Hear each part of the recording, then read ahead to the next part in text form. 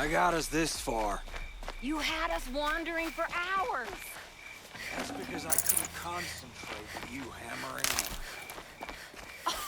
You kept asking me questions. Two hunters When did arguing. I start smithing? That's what I'm looking Had for. I ever seen the elevator at Meridian? If Caleb had been here, we'd have found the herd. I would have taken it down and we'd be halfway back to Freeheap. You want to go back? Fine. Someone's coming. Are you Jagrees and Balaja? Caleb sent me to look for you. He did? Now Petra must know we lost the herd. No, I lost it. I don't care who lost it. Just, why don't I track it down for you? I couldn't let you do that. It was my responsibility, not yours or his. We saw 3 behemoths and some shell walkers in the herd. It won't be easy alone. All right. Where did you last see the herd? Up on that ridge. We'll follow you. Wait! Take these arrows for the hunt. Thank you. Let's go.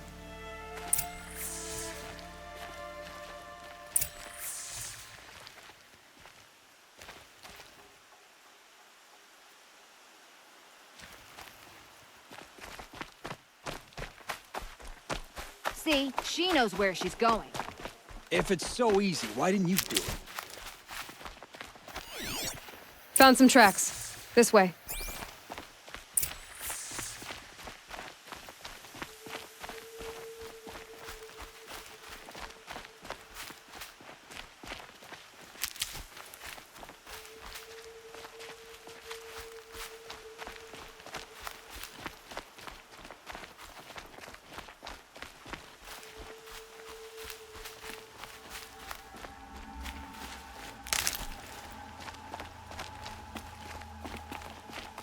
To be honest, I would have followed these tracks in a circle.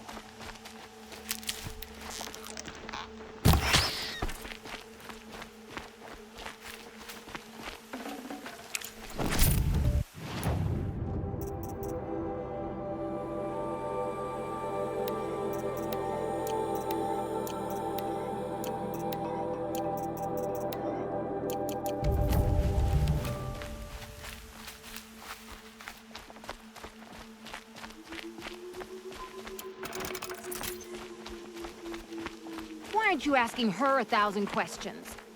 Why would I? Oh, so you only question what I'm doing. Lucky me. Can we focus on the hunt? Did you give her fire arrows or the regulars? I thought you preferred... By fire and spit, Jagrees! Stop asking questions! I'm about to spit fire! He asks questions. Get ready.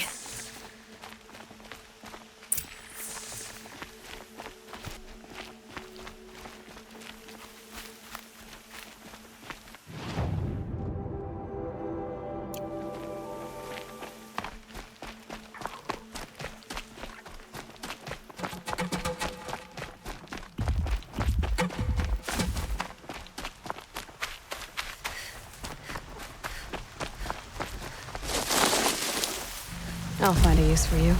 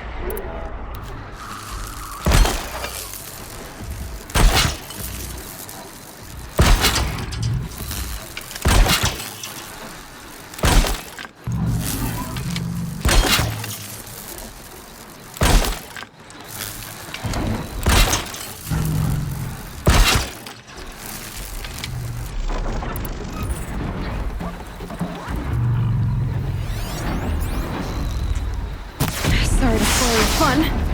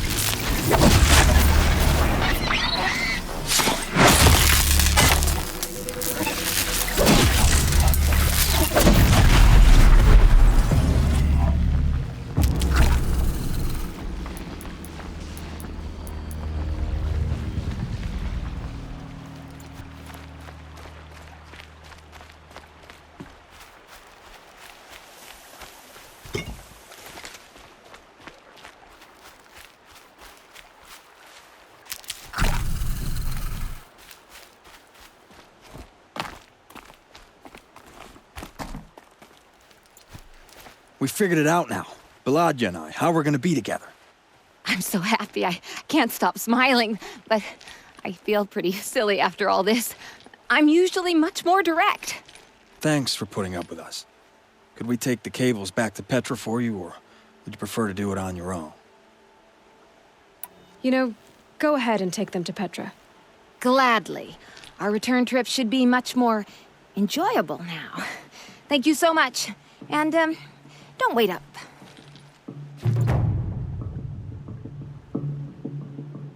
You're both gonna be okay, right? Yes.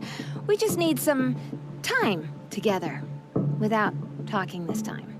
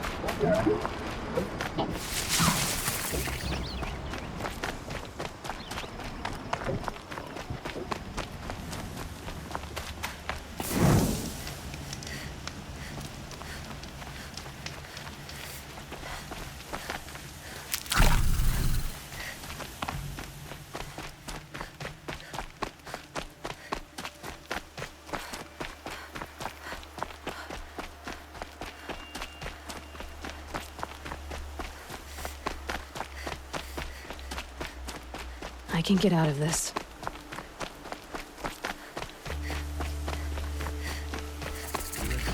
Quite a show.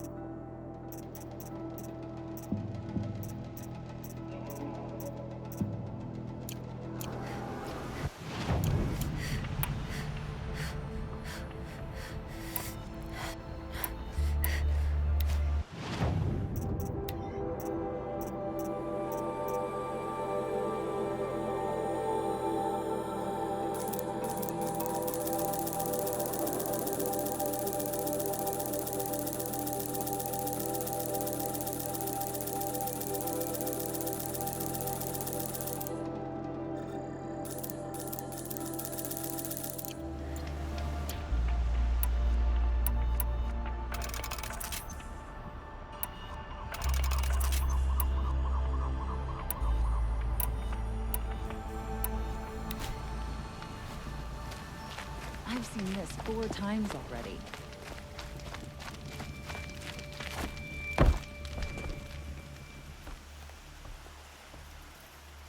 It's you! The one who saved Meridian from that Oseram lunatic. Damned if you aren't a ray of sun on a dark day. Will you help me? If I can. What happened? Mass murder. That's what. 5 night guards shredded like cabbage out there in the quarry. 5 men murdered? How? Don't know. One was a buddy from before the liberation. We worked this quarry together as slaves for the Mad King. My friend, may he walk forever in the light, knew how to fight. Fiends who did this must have had stealth or numbers. Anything strike you as strange or out of the ordinary? Well, let's see, oh yeah, chunks of corpses, gushing blood. Sorry. Pressure's getting to me. Not used to murder. Nah, nothing unusual. Well, except we've been doing a little blasting lately, and Saravad said, no, that's just stupid. You've been using explosives? Sure, to clear away bedrock and get to the good stuff, we do it for a week or so every year. But that's got nothing to do with the dead. They were torn apart, not blown up. What exactly did Saravad say? Ah, nothing. Kept babbling about a pile of rocks out there. Said he didn't remember it from yesterday. I told him that this here is a quarry, where we move rocks all day. So rocks getting moved ain't so surprising, lunkhead. Could machines have killed them? Don't see how. The quarry is fenced and gated, and I've never seen a Glinthawk do anything like this. I know what killed those men. A machine that attacks from underground. It's called a rock breaker. Powerful sounds can attract them. Like explosions for clearing bedrock. An underground killing machine. Great. What in the name of the sun am I supposed to do about that?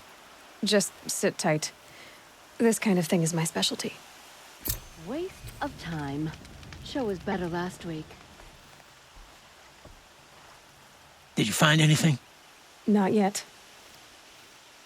I've got to go. Don't we all? Oh, wonderful.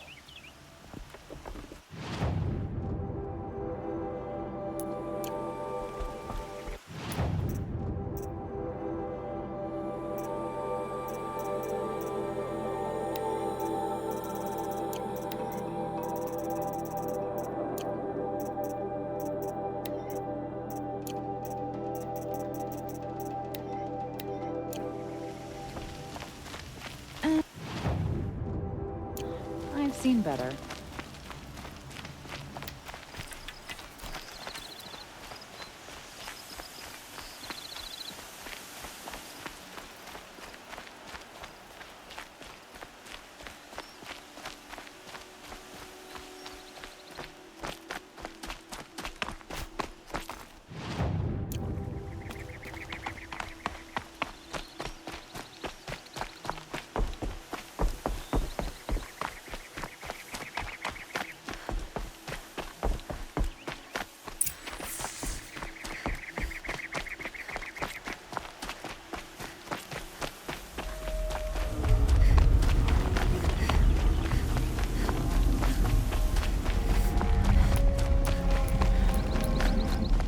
They saw me. This is it.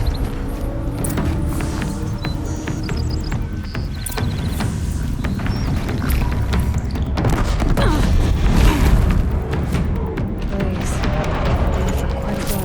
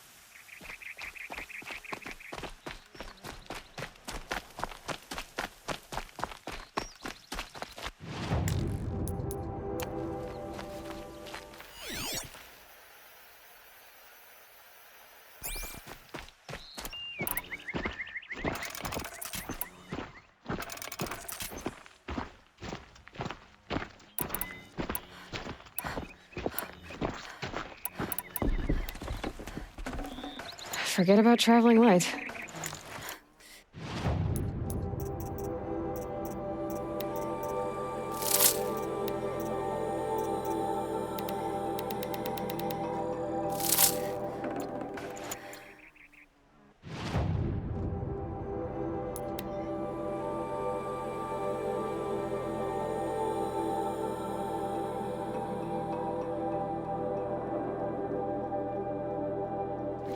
Is no traitor. He's joined his brother in the palace. Wasted time. Show was better last week.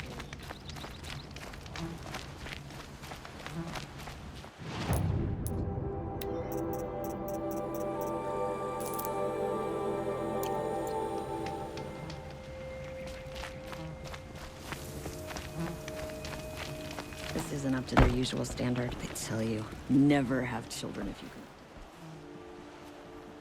can. I've never seen a machine like that. Whoa! Nor a hunter so bold. Take this. It's from the quarry stores, but no one's gonna argue that you don't deserve it. May you walk in the light, friend. Especially when dealing with what comes up from the ground. It's a bit frivolous, isn't it?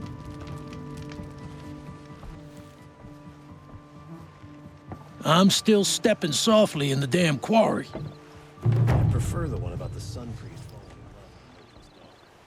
love. Sure hope there ain't any more of those damn machines under the rocks out there. I prefer the one about the sun priest falling in love with the merchant's daughter. If you can't trust the ground beneath your feet, what can you trust? I love this bit.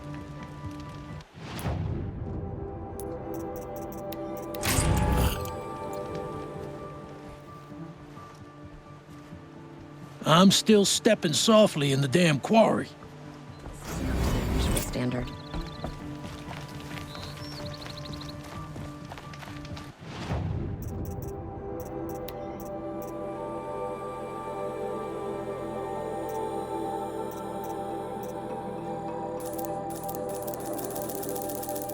This'll be useful later.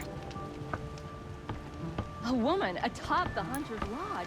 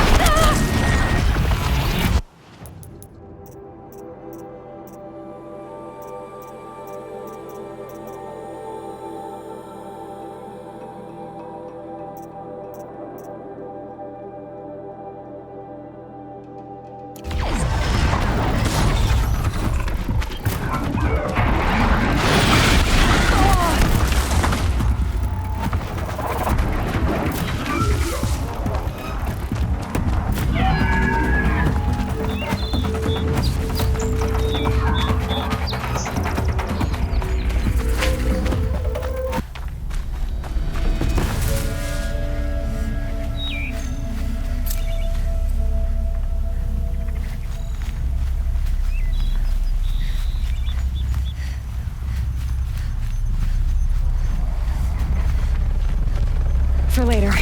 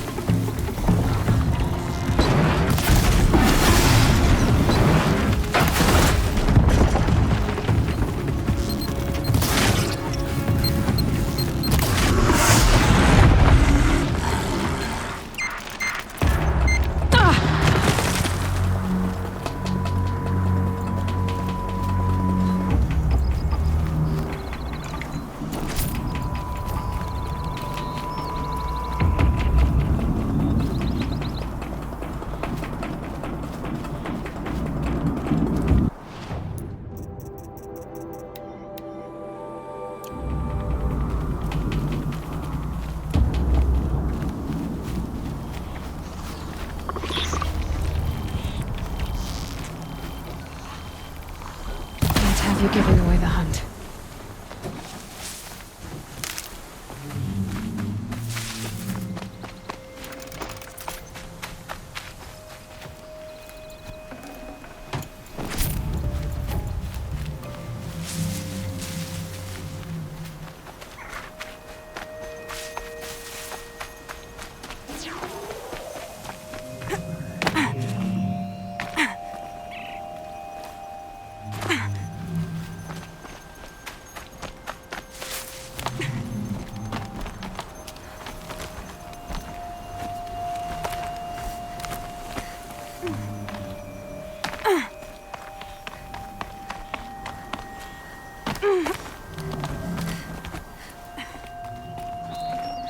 Not bad.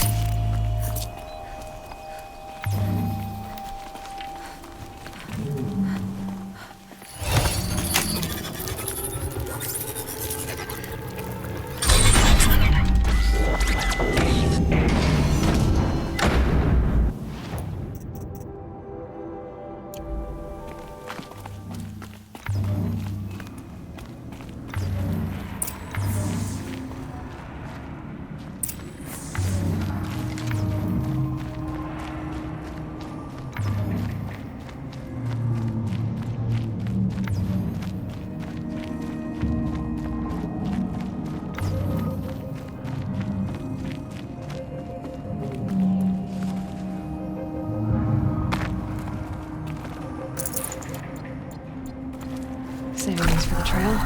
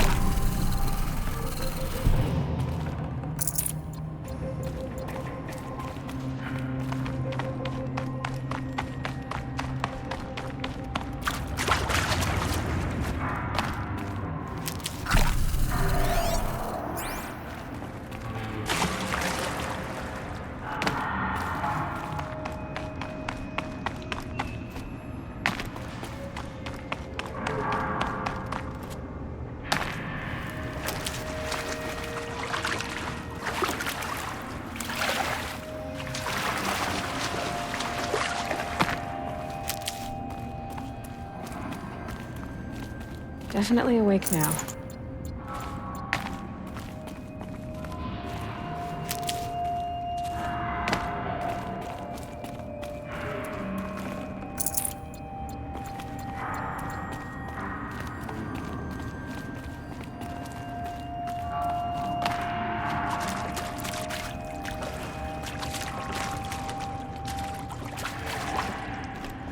Keep that for later.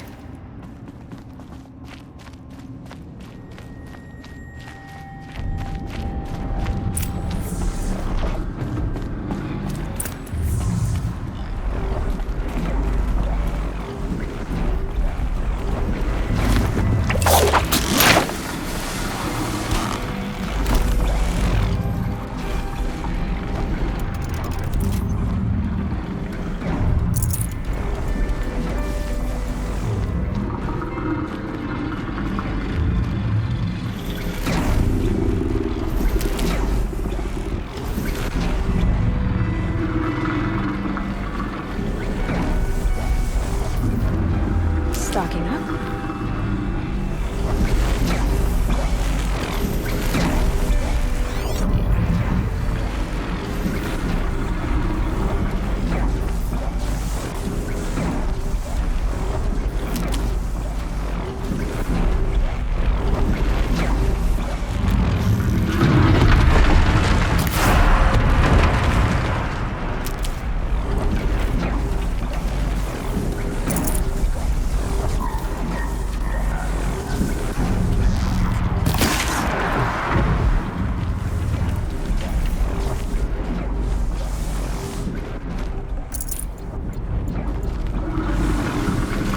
These will keep.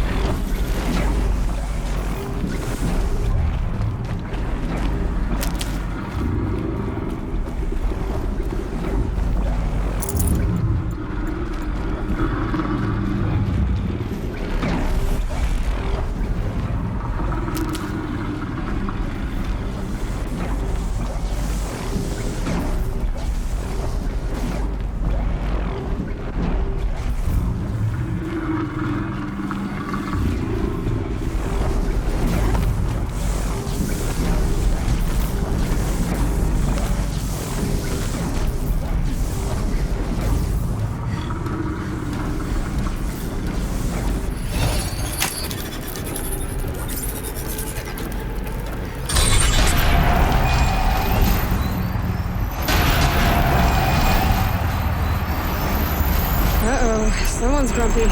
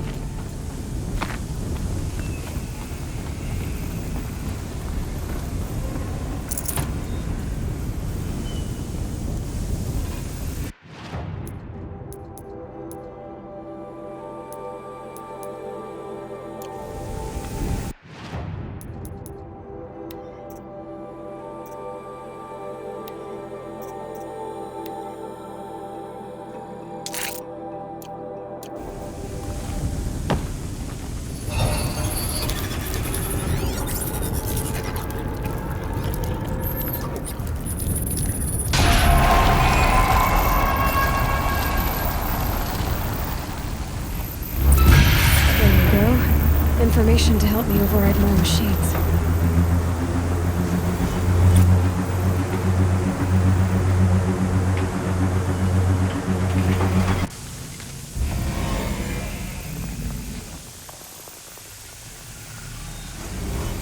So, Hephaestus is the source of the Cauldron data intrusions, forcing them to make aggressive machines. It used to be part of Gaia, but now, just like Hades, it's on its own, following its own agenda. But why this? What's it trying to accomplish? Another mystery to solve. But first, I'll need to deal with Hades.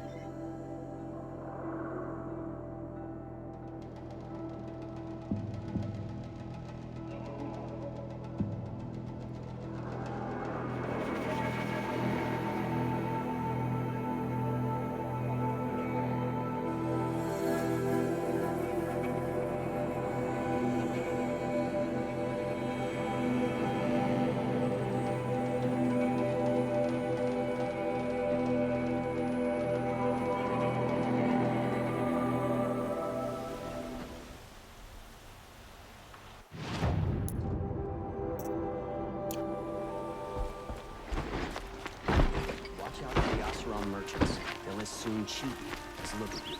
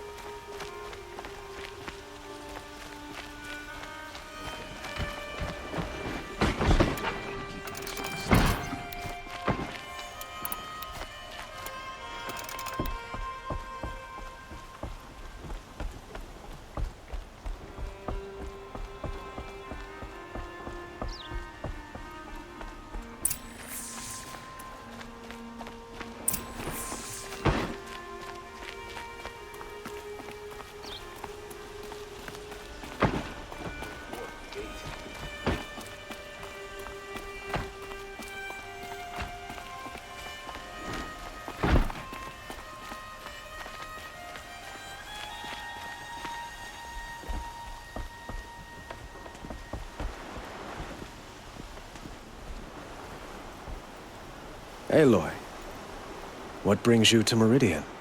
A threat. Helis commands a legion of fanatics called the Eclipse. They will attack soon from the west, with an army of ancient war machines. But that's not the worst of it. They'll bring a mind with them, god, demon, machine, whatever you want to call it. It's called Hades. And it doesn't want Meridian at all. It wants the Spire. And if it gets there, it will send out a call, waking more ancient machines, more than we could ever defeat. All will be lost. We can't let that happen. I'm trying to understand, but my responsibility lies with Meridian. Meridian isn't the target, Avad. You have to defend the Spire. Perhaps the Vanguard, Your Radiance. Yes. Send them to the Spire. Aaron knows Aloy. He won't question it. And have the city guard fortify the western ridge. There they can be seen to protect Meridian and the Elite, where the Spire rests. Aloy, allow me to apologize for my behavior before. After everything that happened with Ursa, I was confused. If we're to fight together on the brink of life and death, I'd prefer to do so with your forgiveness. Then you have it. As long as you don't confuse me with her again. Even a king can learn his lesson. Good then. I'm glad that's behind us. Now, it will take time to prepare our defenses. Please, tell me what you know of our enemies. Everything. I don't know about everything, but I'll tell you what I can.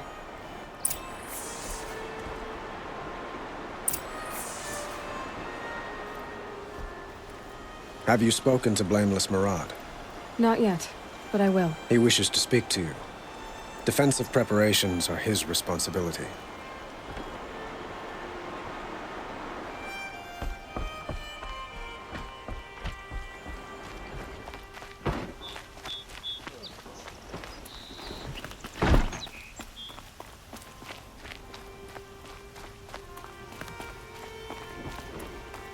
Quietly does it.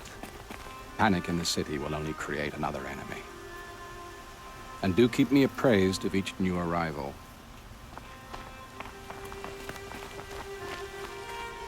Ah, Aloy. Preparations are underway on the rigid defenses and at the spire. Word was sent to every corner of the Sundom. Our allies offered their steel. Some came for Meridian, others for shards. But many came for you, by name. For me. Don't be so humble. The ridge will be the front line. That's where the city guard are holding? Yes, bolstered by some of the irregulars I spoke of before. The Oseram cannons that thundered Meridian's walls in the Liberation will now defend us. You're welcome to tour the defenses. And the spire. Erend and the Vanguard are there? Indeed. Clashing breastplates together and testing out their battle cries, I suppose. A number of the Nora have also arrived at the spire. They have resisted the offer of a royal audience. Perhaps you could parley with them. I will. I suppose all we can do is wait for the attack. Exactly. It's not a feeling I cherish, but our spotters at Evening Sign report there's still no movement in the west. So, if there's more you need to do elsewhere, seize this time to do it. Otherwise, I've made the apartment of Olin Delverson available to you. You can sleep there, if sleep comes.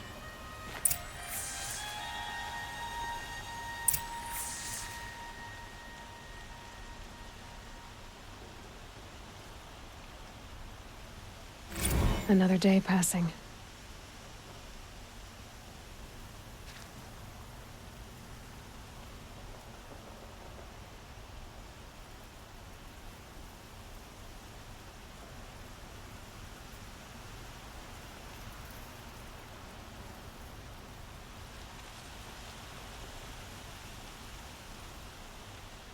I'm afraid all we can do is wait. Get some rest at Olin's apartment.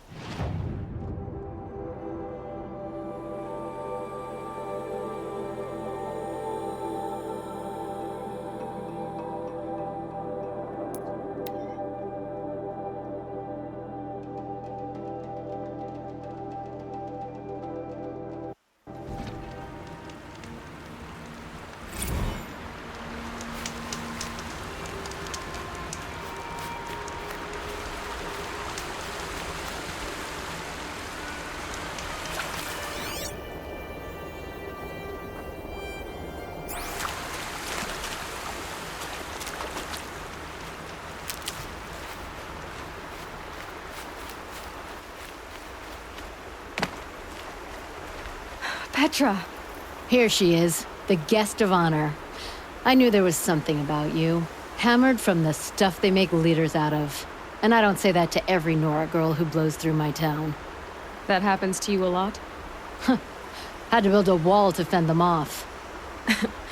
Good thing I'm persistent then. I've missed our little talks. Murad asked me to look over the city arsenal. These guns have aged well. That runs in the Osram, no? They were the pride of the Mainspring Forges, so I've taken greater pride in improving them. Can I try one? Everybody wants a turn. Have at it, then.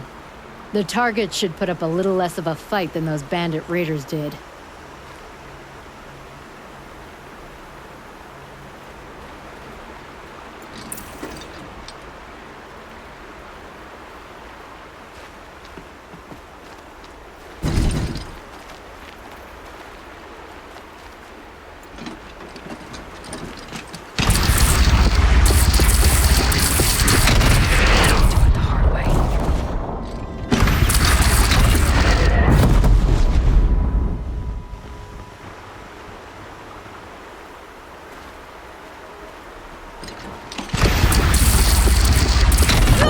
Nice and wide.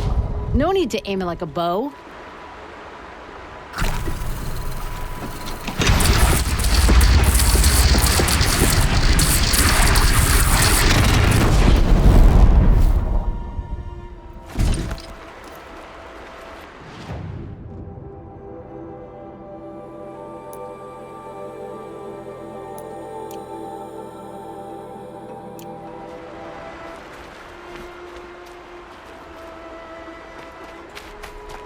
Have you just polished that armor, Uthid?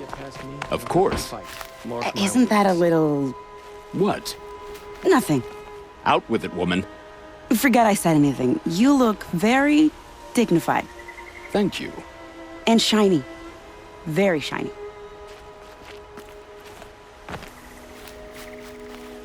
Aloy, I told you I'd be here. You did, Teb. But have your wounds even had time to heal? Honestly, if I fought, I'd probably come undone. But don't worry, I'll leave that to the other Nora at the Spire. I brought supplies instead. These Karja have made me an honorary quartermaster, whatever that means. It sounds impressive. I could get used to it. We'll be setting up caches of arms and medicine under these banners. Look for them when the fighting starts. Aloy, when you went into the mountain, did the goddess tell you our chances? She didn't need to. I know we can do this, Teb. Maybe we can. Should be out there fighting machines, not pacing around here.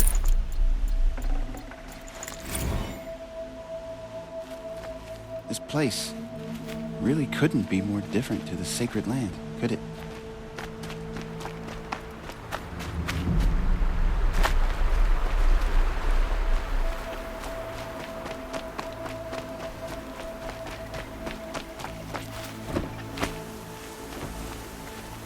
Little Huntress, you called, so here I am. Ready to fight? Fight? I thought you just wanted tea and conversation. Is there a battle coming? I wasn't informed. Well, that can't be true. You're always informed. Ah, so I am. We've only met a few times, and yet you know me so well. I don't think I know you at all. But I'd like to. When I hear that line, it usually means something else. Can I tell you a secret? Of course. I've been waiting for this fight my whole life. The enemy we face today is the same that turned Meridian into a slave pit and Sunfall into a bloodbath. Fanatics who torture and murder mothers, fathers, families, children, and say it's the will of the sun. I hate them, Aloy. I've got the scars of their whips on my back to prove it. And today, we can get rid of them once and for all. I said I came for you, but that was only half the truth. I came for them. This time, they're not getting away. I'm with you, Vanasha. We'll fight them together. And I won't forget it, little Huntress. Tomorrow, may the sun rise in a better world.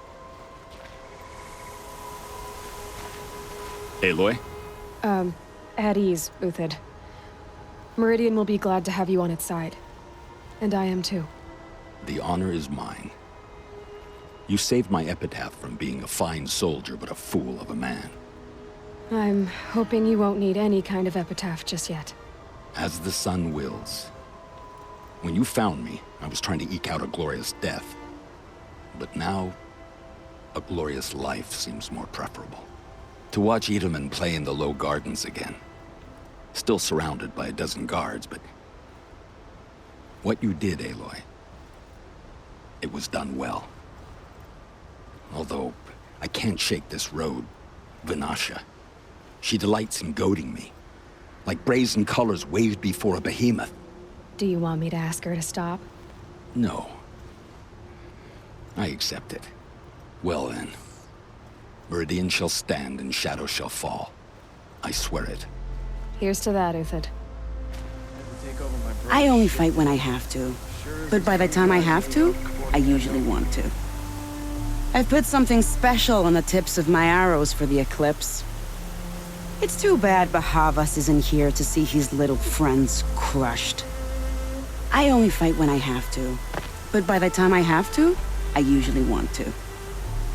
The sun is my armor. This other armor I wear, it's a safeguard. Always for a Sun King. Always for Meridian. Every battle we hope to make the last. For the other side. The sun is my armor. This other armor I wear, it's a safeguard.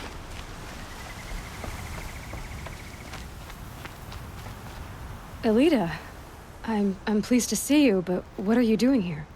I'm helping prepare for the battle. If a Thrall were here, we would have fought together. I know it. So I'm doing everything I can. Digging battlements, collecting herbs. Anything that makes a difference. I can't take his place. Nothing can take his place. But I'm here for him. For both of us. I understand what it was he saw in you. He'll always be with me. Sun and shadow still meet for a moment. Every dawn and dusk. I should give you this. To help in the battle. By the sun, I hope you don't need it. Thank you, Elita. Be safe. Don't let your guard down. Father understood that I couldn't just stand by in my garden. Maybe this battle can finally end the war between the Karja. I should finish up here before the fighting starts. Father understood that I couldn't just...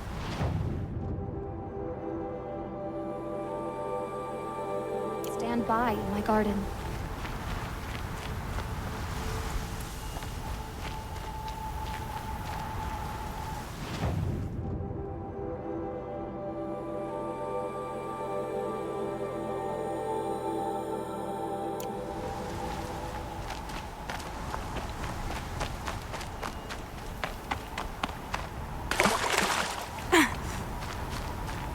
I suppose it's time to go back to work. I haven't had a break in ages.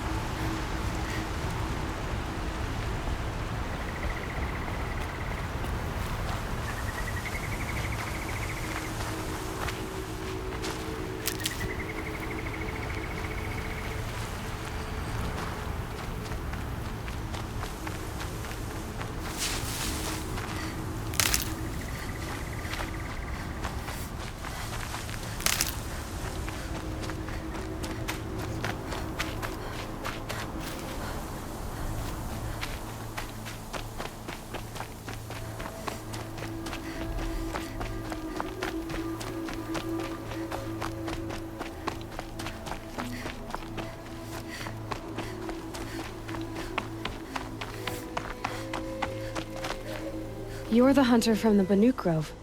I remember you also, Nora. The machines shook free of their slumber after you arrived. Raged and fought. Well, that wasn't my fault. No, I'm thanking you. That night, I decided I would not go back to Banur. I would take my hunt into these lands. So many machines, even demons. Spidery, skittering, without the blue light in them. Dead things that must be killed again. Our enemies dug up an army of them. An army?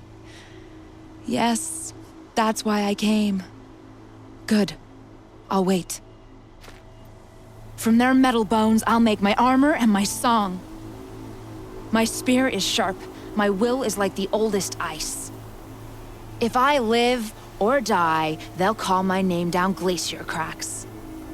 From their metal bones, I'll make my armor and my song.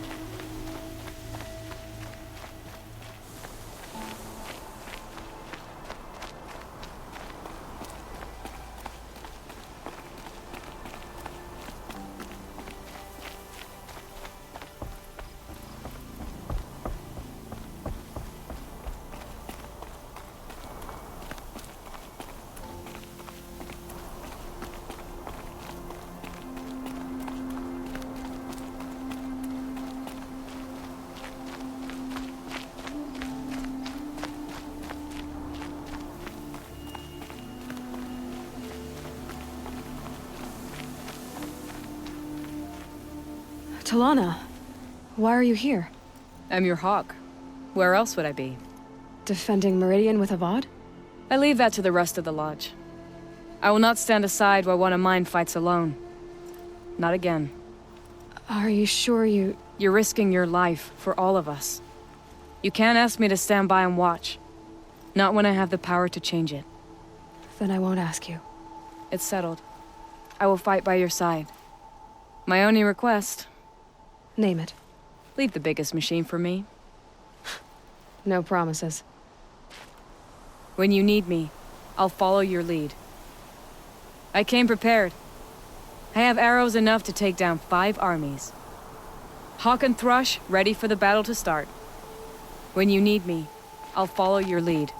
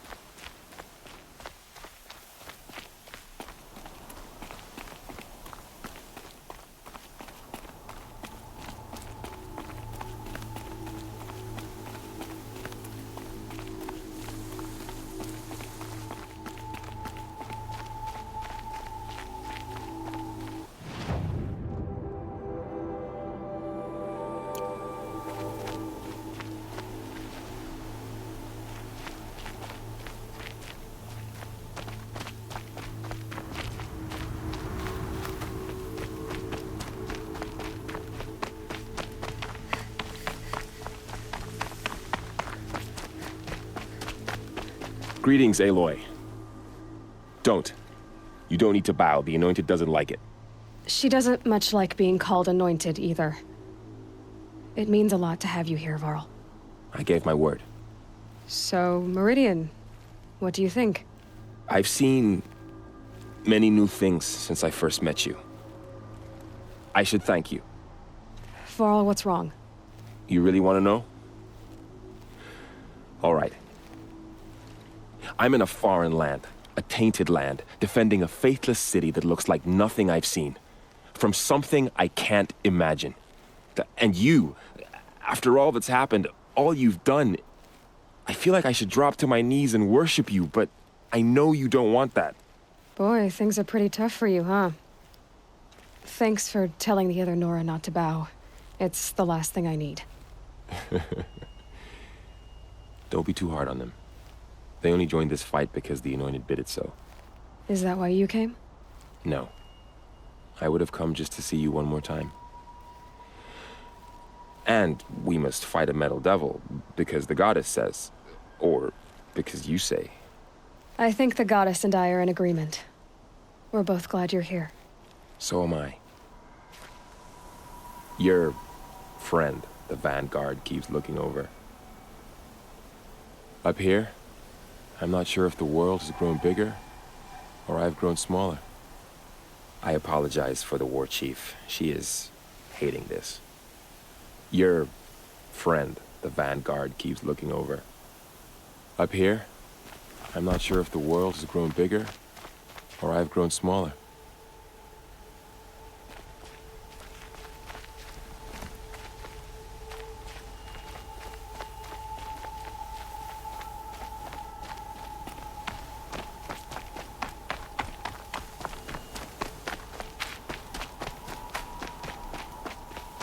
So who are these guys?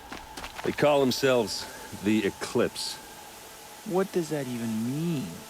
It's when the moon gets in front of the sun, idiot. Is that supposed to sound scary or something? I don't know. They used to be Karja. Karja are always yammering about sun and shade. Well, if they used to be Karja, how tough can they be? Yeah, they're best guys dressed like birds. We'll rip their little feathers off. And let's not get cocky, boys.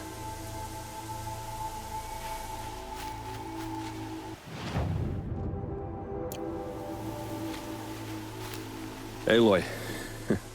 So here we are again, gearing up for a fight. Only this time it sounds like the bad guys have a lot more firepower. What are we up against, really? I'm not sure. But there's gonna be a lot of them, and they'll have machines. And if they get past us, it's not just Meridian that will fall. The rest of the world will go with it. Well, that's... big. It sounds like our kind of fight. Right, guys? Well, where do they put the vanguard? At the front of the line! And why? Steel before iron! And what are we gonna do? Hit them like a hammer till they can't hit back! Damn right! You hear that? Nobody's getting past the vanguard. We're here for Meridian. And we're here for you. Thank you, Erend. Ursa would be proud. Only if we win. What kind of machines have they got? Big, ugly ones. From the ancients. Ugly and ancient? Like your mother? Worse, like your wife. That's enough. This is what I have to deal with. We gonna fight soon? I'm getting hungry. You're always hungry. Feasts on me, after we win. Beer too? Beer too. You just can't leave me alone, can you? I think she likes you. You gonna kiss her, Captain? Shut up. Now. We'll just pretend that never happened. What kind of machines have they got? Big, ugly ones. From the ancients. Ugly and ancient? Like your mother? Worse, like your wife. That's enough. This is what I have to deal with. We gonna fight soon? I'm getting hungry. You're always hungry. Feasts on me, after we win. Beer too? Beer too. You just can't leave me alone, can you? I think she likes you. You gonna kiss her, Captain? Shut up. Now. We'll just pretend that never happened.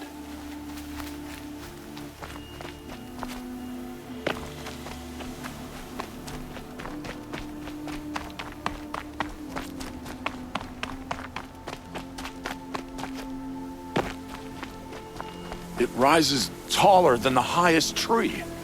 These Carja in their frilled armor look like turkeys. But there are so many. And now we are so few.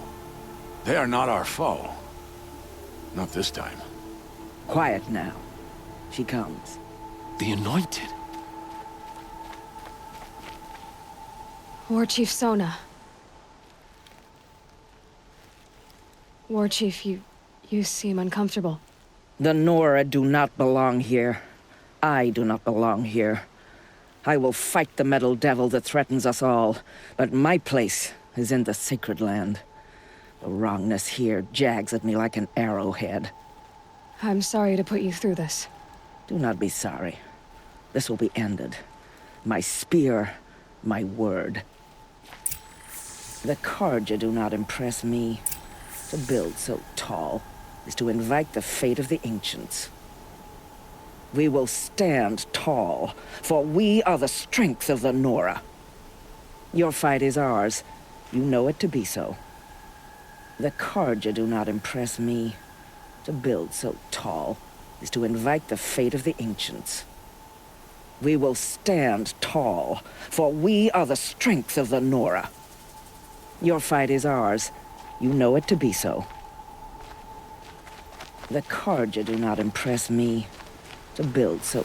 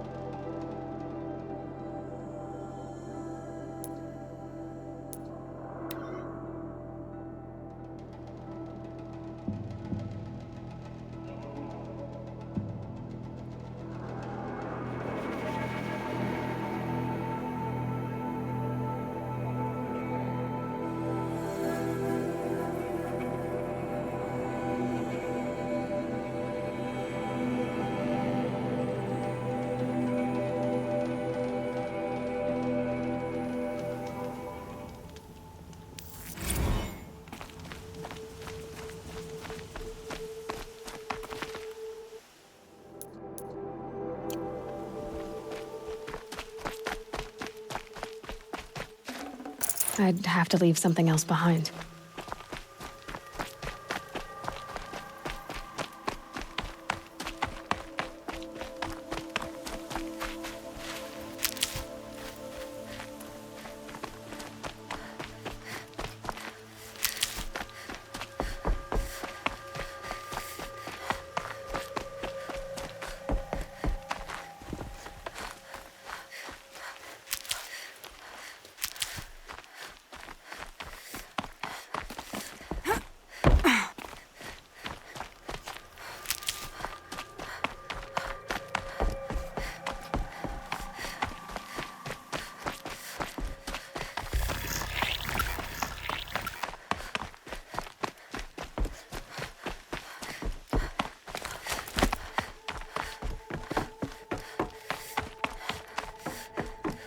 Aloy.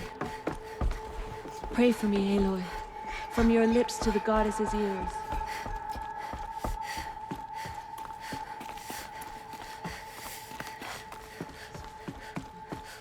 So much corruption still spreads beyond the sacred land. Goddess, protect your anointed so she can cleanse this filth.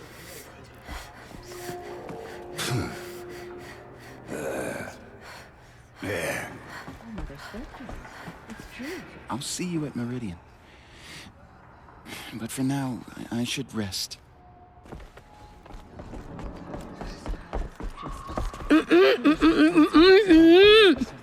Aloy, was there something more? I should be going. May the goddess protect. We may never know what she saw in the mountain. I don't think we're I will ready. lead a war party to Meridian. You have my word. Those who spill their tribe's blood will pay for their desecration. They say she came from the mountain.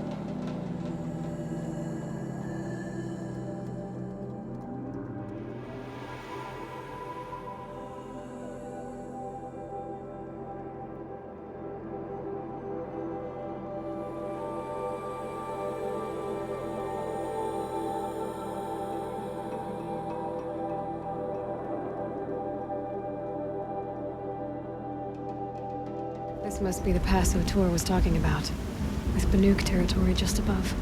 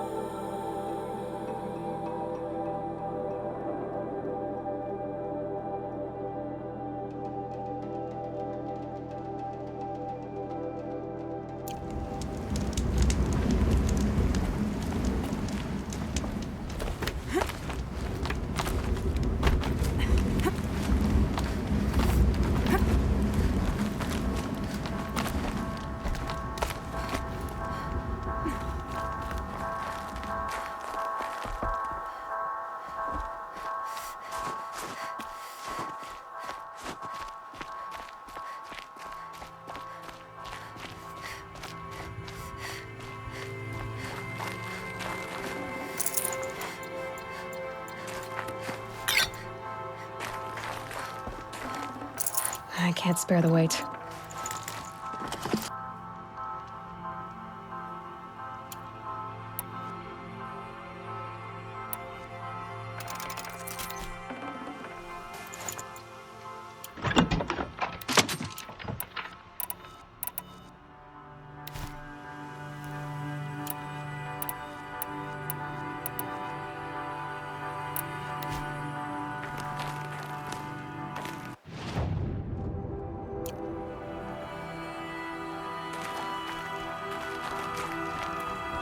What are you doing, Aloy? This path leads to the cut. The Banuk have nothing to offer besides useless mysticism.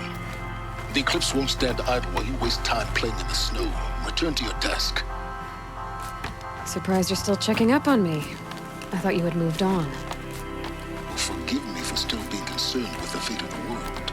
I was thinking, Banuk shamans thread blue cables through their skin, right? Kind of like someone else we know, huh? So maybe the real reason you want me to stay clear of the Banuk is to stay clear of your past. It's not the past that concerns me, Aloy. It's the future, or possible lack thereof. Which is why you should stop prattling and get back to what matters. But as usual, you'll do as you wish. Touchy.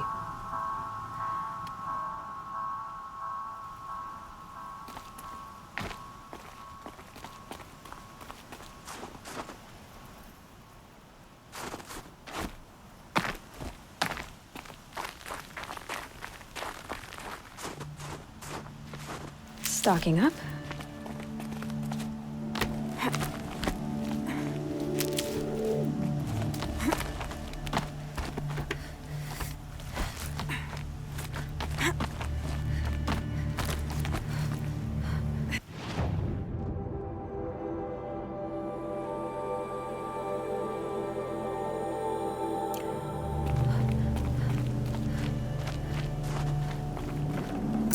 Looks good.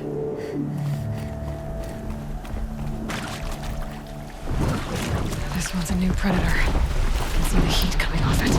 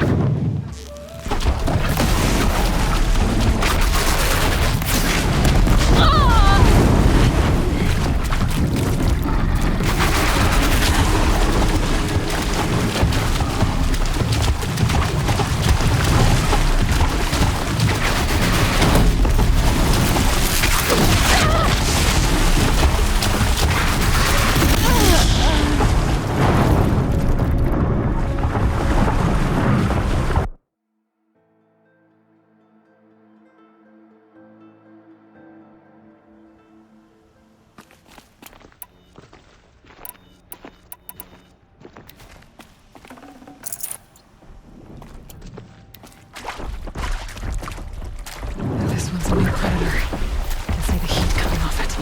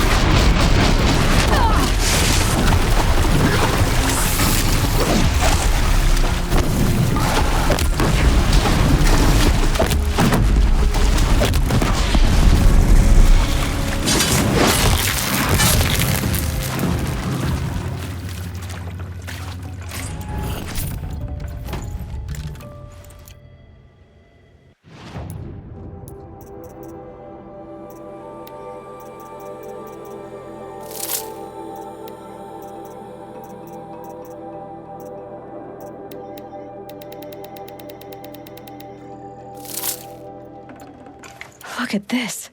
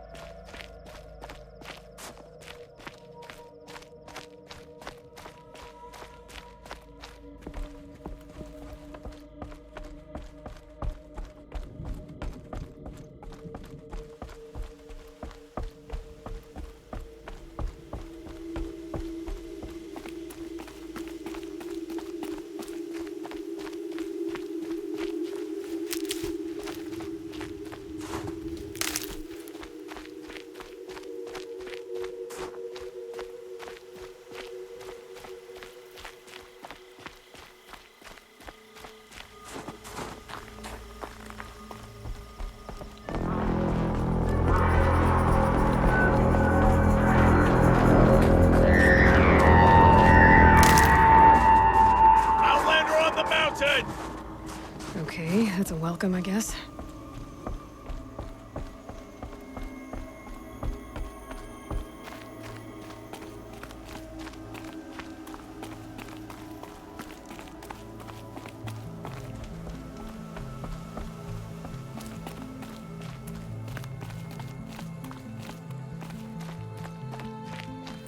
Ha! You sure you'll be warm enough up here, Nora? I've worked up a sweat from the climb.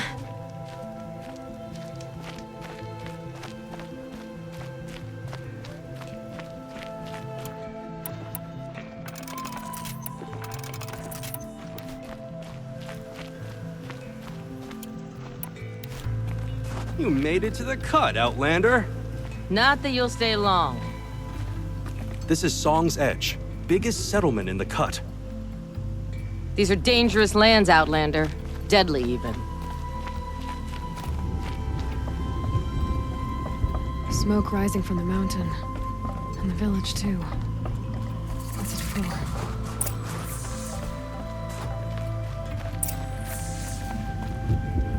The young hunters have learned a lesson from Thunderstrom.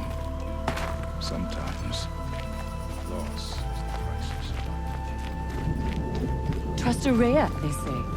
She'll return to us, they say. And yet here we are, waiting.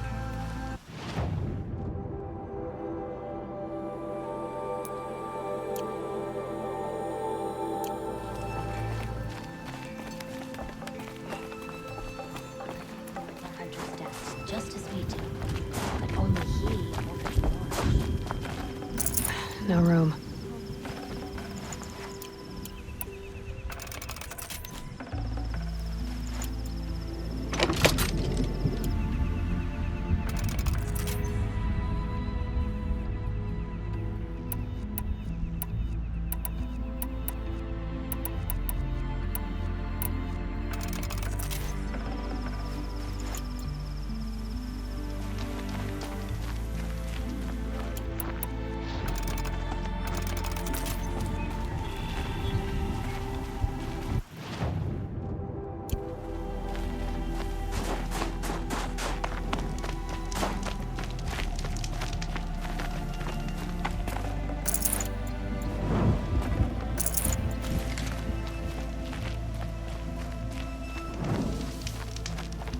attempting to place the blame of our attack. Must be something big going on. Most of the village is moving towards that smoke. She will return. You must believe she will return.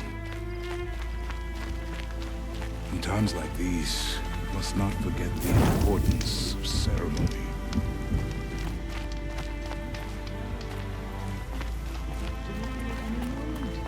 Trust that our...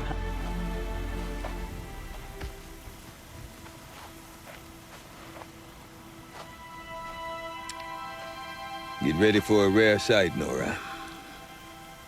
Bergrind, purveyor of necessities.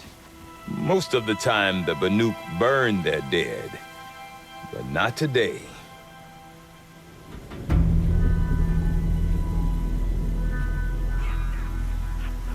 Because the bodies couldn't be recovered. Aye, a nasty business. All their best warriors lost. So they're getting a different kind of send-off.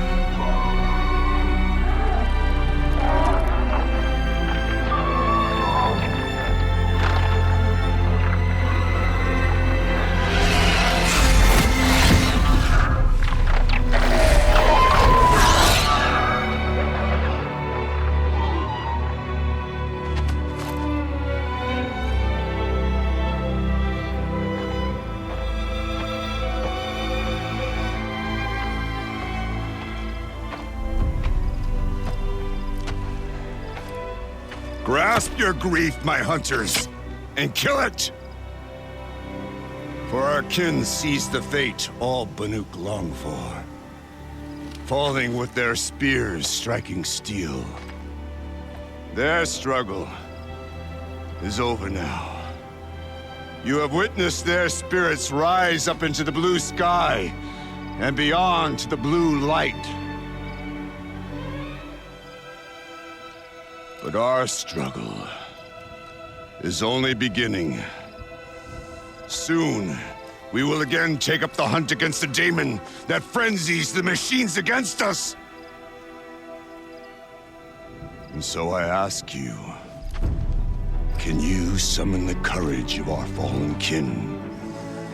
Will you fight and die as well as they did? My courage! My spear! Our blood is in your teeth, Aratak! We are Banuk. Our enemies are prey.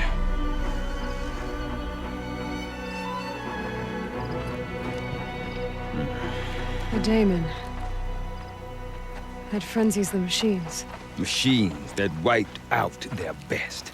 And what do they want to do? Go back up there. Fools. A little advice, for free. Aloy. Aloy. I've been up here for 2 long winters, and I still can't make sense of the Banuk. Take this ruckus. It started with one of their shamans, Aurea, spouting on about spirits and daemons up on Thunder's drum. So they march their Warwick up there, and half of them get slaughtered by machines. When Aurea vanished, I thought the crazy might have gone with her. But no. Here's Big Aratak, gearing them up to do it all over again. You said you've lived out here for 2 winters? Aye. Back home, some fur traders told me about this steel-forsaken heap of tents. Good location. Ripe for change. We were barely scraping by until this place started filling up for Aurea. A great prophet is coming, they said. I heard profit. Honest mistake. Not that the Banuk are stingy, they just prefer to keep trade among themselves. We could get through to enough of them. We could really put this place on the map. Or at least on a map.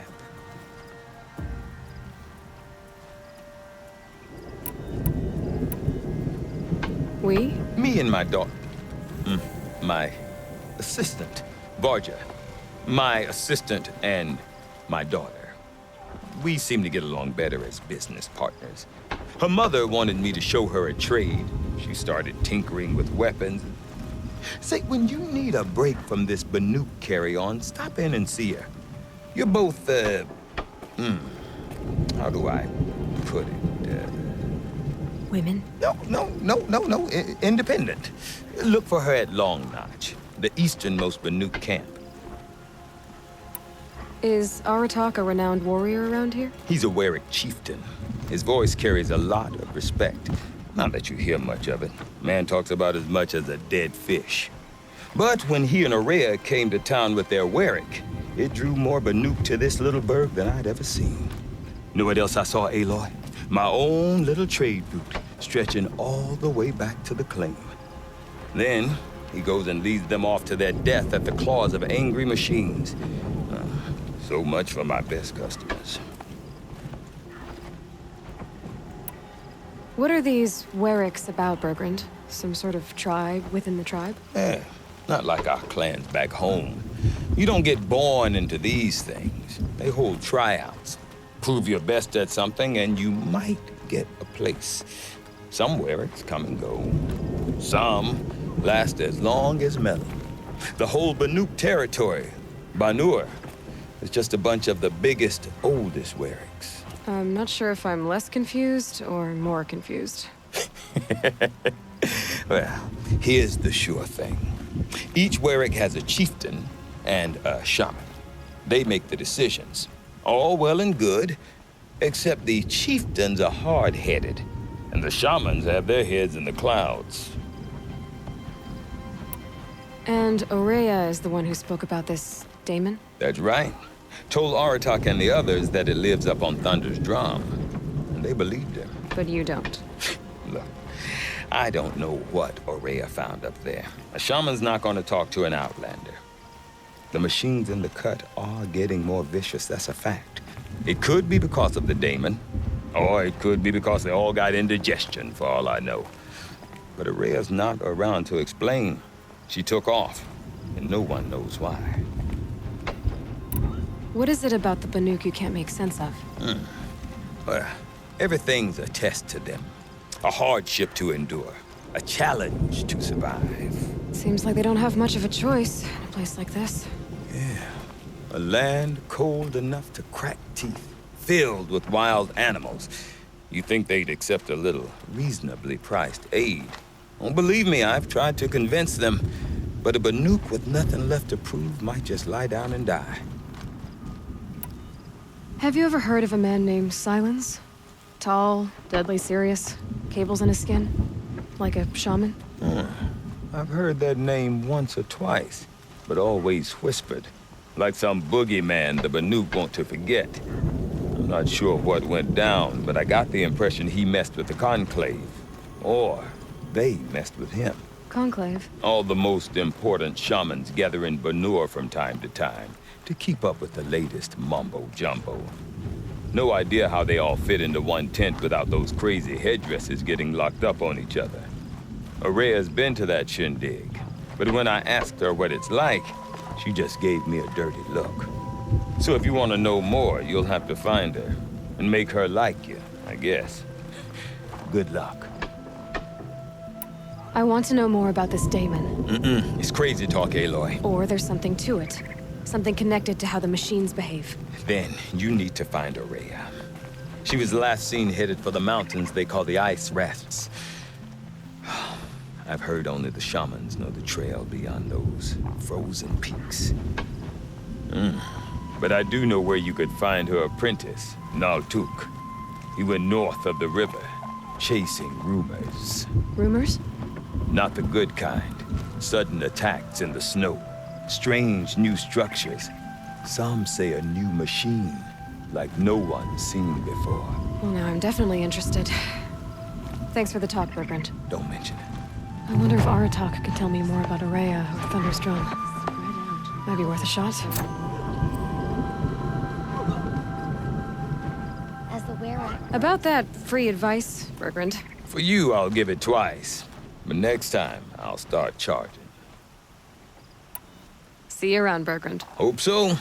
I like return customers. These lands are harsh. You need to stay vigilant, or you'll end up frozen like that tall knight at the Frost figures.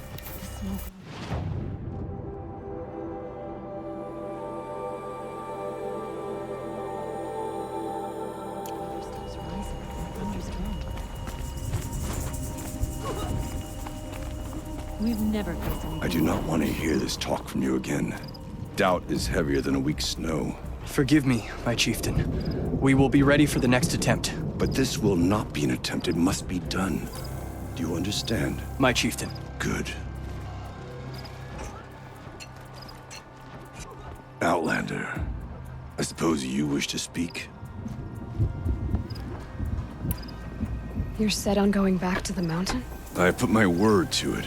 Even with the risks being so great? The risk of what? Death? It would be a worse fate to bow our heads to the challenge and say too much. Did your Warwick come from this place? No, we rallied most of our hunters from across Banur to face the threat of the Daemon. But I was born here and stayed to fight the Karja when others retreated into the mountains. A few of my old warriors remained with me, those who survived. This Daemon you talked about.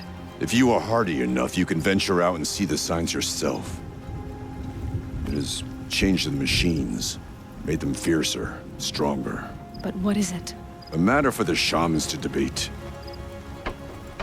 Aurea knows about this Daemon. Where would I talk to her? She does a shaman's work. That is not for the eyes and ears of others. Certainly not an Outlander's. There are other Weraks in Song's Edge too? Yes. The village has its own life for all Banuk who need trade or shelter. After the war ended, it sprang up from what was once a campsite, quick as the bloom between frosts. Perhaps it will last, till the Karja seek war again. Well, I guess that's it then. Good. I prefer deeds to words. Right. Aratak? I have my hunter's training to oversee. Be quick. Well, guess that's all I'm getting. To your survival.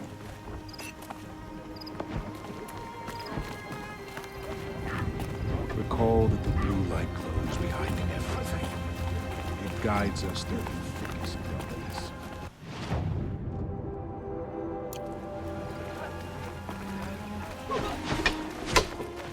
Whatever happens, we can't let the Daemon's work take our resolve from us. That's not who we are. After a while, the weapon starts to feel like part of it.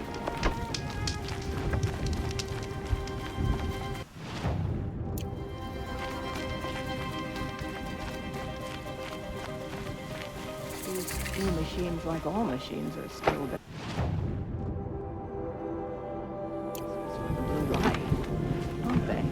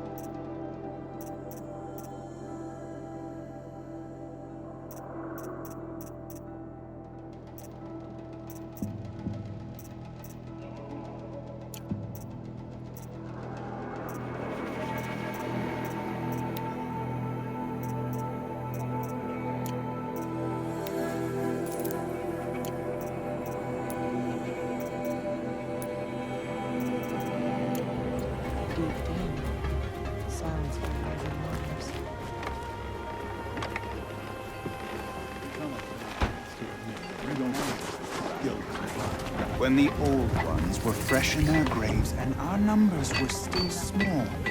It was she who led us through the frozen wastes. We also remember the ravenous tribe, who delighted in sucking the marrow from our broken bones. Everywhere Banu-Kai and her Werak fled, the ravenous tribe were never far behind. Seeking a way to defeat them, Banu-Kai went into the wastes and let the wind whip her cheeks. And when the cold brought sleep, she dreamt of light. She saw it behind the world, a great calming sheet of icy blue. And she saw something new. Herds of machines, each filled with the same blue light. When she woke, she knew which star to follow. She walked for many days and nights until she arrived at a temple built from sparkling ice. At the gates of the temple, she was met by the machines from her dream, who bowed to her as she entered. Inside, Banu-Kai discovered the blue light bubbling from a hole in the snowy earth like a spring. "You bid me come," she said. "My people need aid. Will you provide it?" The machines whispered to Banu-Kai. "We go where the light goes, for we are its chosen vessels. There is darkness in your heart. It cannot hold the light for long. Carry it to your people if you must, but the cost will be great." Banu-Kai waded into the pool. The light reared like a nest of snakes and struck Banu-Kai, piercing her skin, filling her up. Banu-Kai did not scream, though she was in agony. Banu-Kai did not collapse, though her limbs shook. She climbed from the pool and carried the light inside her. She marched toward home, and the machines marched behind her. As she walked, the light struggled to push its way out of her, but the machines were there to aid her. She sewed her body shut with their cables, patched herself with their metal, and kept the light within. When she arrived, the forces of the ravenous tribe had surrounded the camp. Although the light had left her with 1,000 wounds, Banu-Kai charged. And because she held the light, the machines followed. The ravenous tribe killed many, but those in camp rushed to join the battle. They gathered pieces of the fallen machines and from them fashioned weapons. And it was with these that Banu-Kai's people repaid the suffering the ravenous tribe had wrought upon them. When quiet descended, Banu-Kai finally fell. The machines bowed their heads, and her Werak wept. The light she'd held within her drifted from her wounds and rose to the sky. And for just a moment, before life left her, Banu-Kai knew the truth of the blue light. And she felt peace. We remember Banu-Kai, the first to crawl from the cave beneath the world, who brought the machines to us. When we speak the name of our tribe, we remember her. And we will not forget. You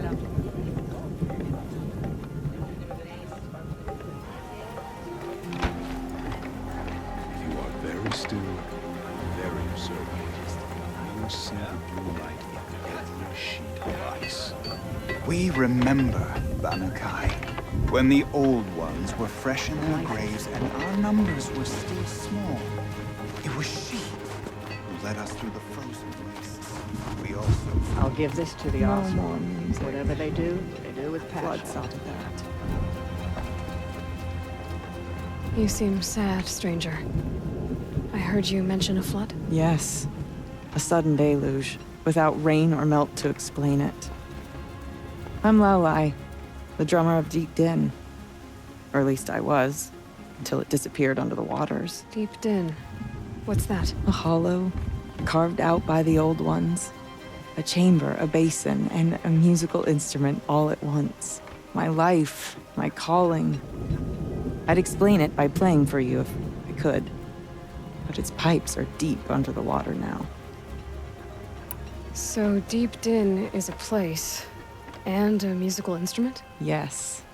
Pipes that carry a perfect tone beneath a sonorous basin. a wondrous edifice the old ones used to carry music far and wide. During the war, my father played the pipes to rally the Banuk against the Karja.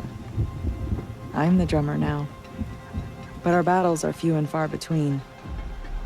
Mostly I play for the joy of it, or to remember my family. Of course, if the waters don't recede, what's the point of joy? Or remembering? So the waters came fast. One day it was dry. The next, the nearby river had risen and the entire basin was flooded. I don't understand it. There was no rain, not even any clouds, and yet the river rose higher than I'd ever seen it. And there it remains. A flood without rain. That is strange. Where is this place? I'll have a look if I'm in the area. Just northwest of here. Look all you like, but I don't see what good it'll do. The floodwaters aren't going anywhere. How does one ask a river to relent? Some don't care for the sound of the din. Well, I bet they're happy now. I need to get going. Yes, yes. Pile his father's guilt onto the nuclear.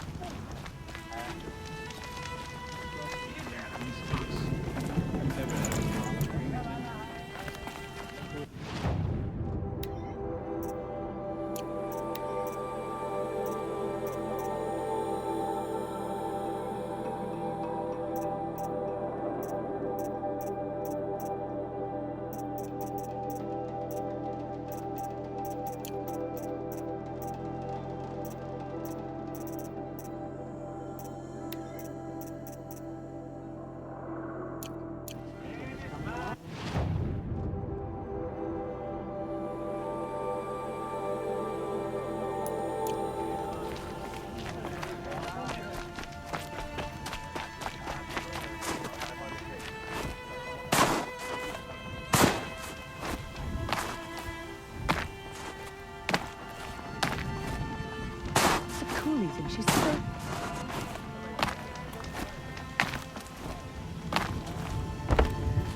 Pleasant days.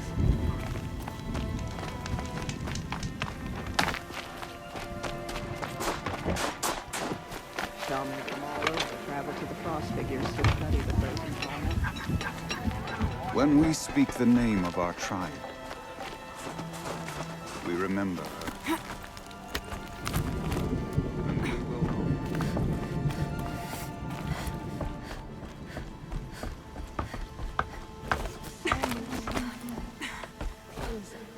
It thickens the snow in the hut.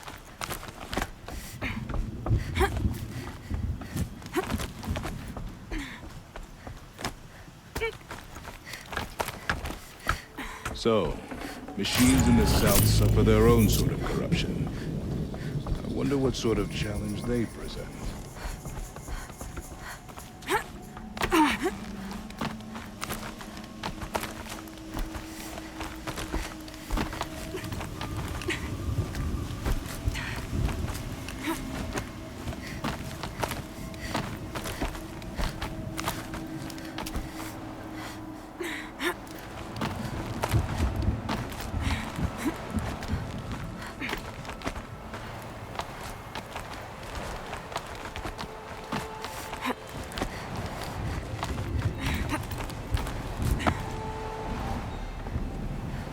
Quite a view you've got up here. It's a useful perspective.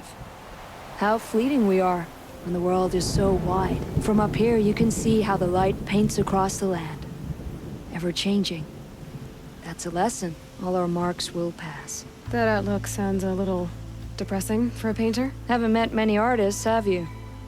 Song's Edge needs new stories. I scrubbed its past off this rock to start anew, but a new start needs new colors. Fresh pigments, like none have seen. Have you always been a painter? I've always painted. But I wasn't a painter until I was driven out of Banur. Up there, the markings are eternal.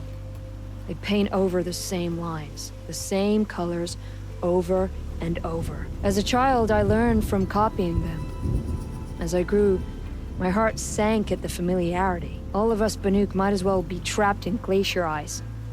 We have the look of life, but never really moving.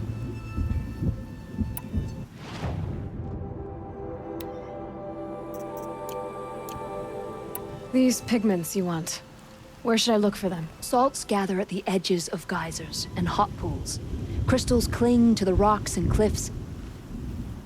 The Banuk rock paintings are impressive, but, You want to know what they mean? That's not the right question, but I'll answer anyway. Some are called to the machines.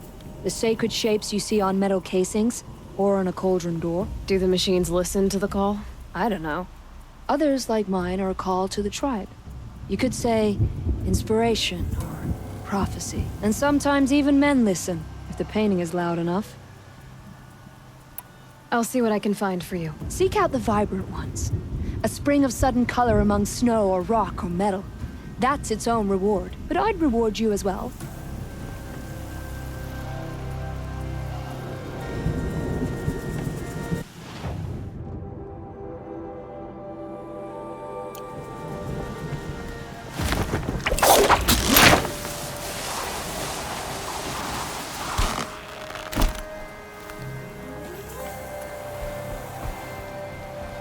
Don't let the others intimidate you, Outlander. If the Banuk cannot tolerate outsiders, we don't. Okay, I want to learn more about how this daemon affects the machines. I've got to find Maria. To do that, I need to talk to her apprentice, who followed the river north.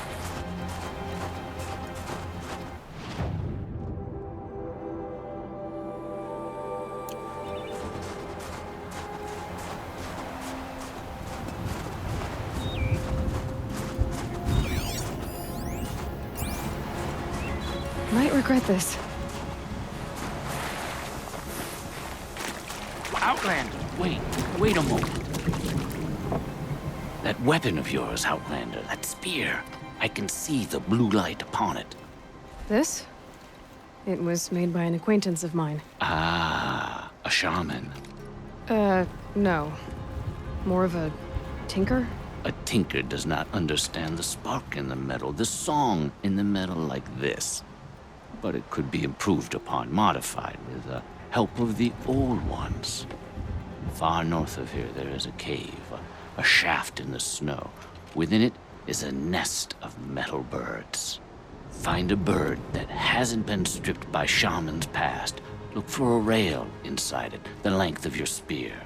That's all I can tell you. Get a rail from some metal birds in a cave. Sounds perfectly normal. Remember what I said, but tell no one. A secret shared is kept beneath ice.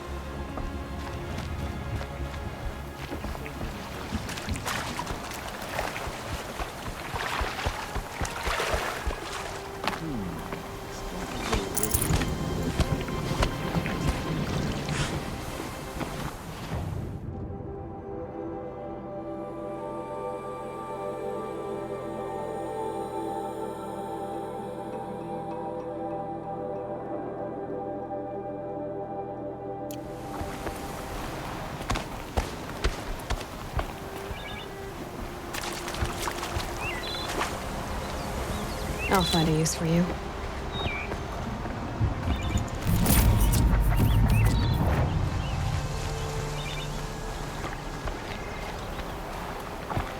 There's a strange beauty.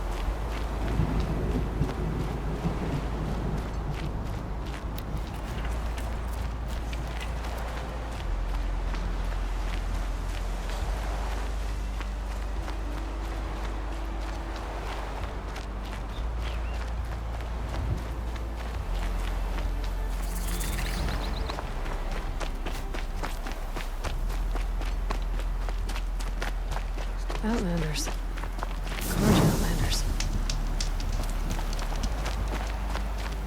Can't stop thinking about my sister in Sunfall.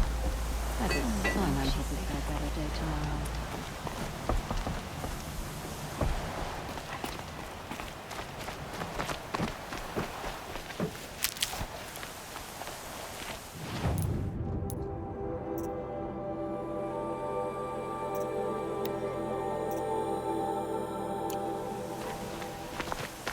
Bergren said Araya's apprentice went north of the river. Hopefully not too far.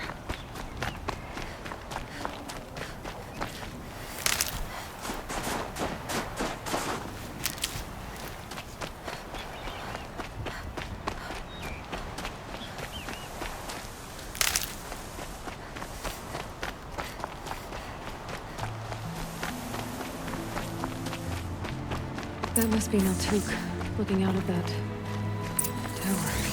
It looks like it's sending a pulse or signal.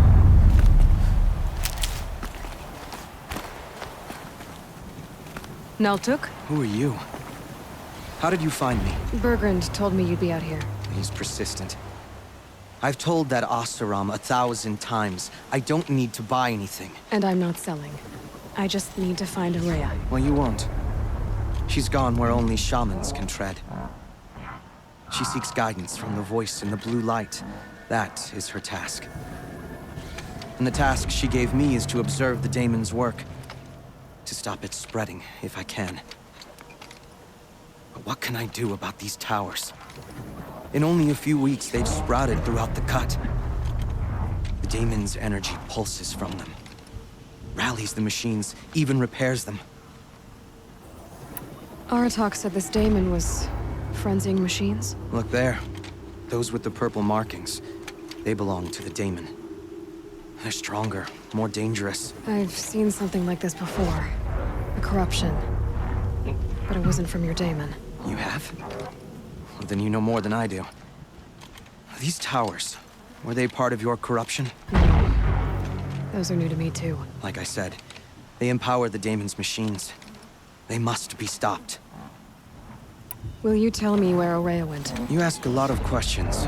Only when I'm not getting the answers I need. There's but one voice Araya wants to hear right now, and it isn't yours. I'm sorry. All right.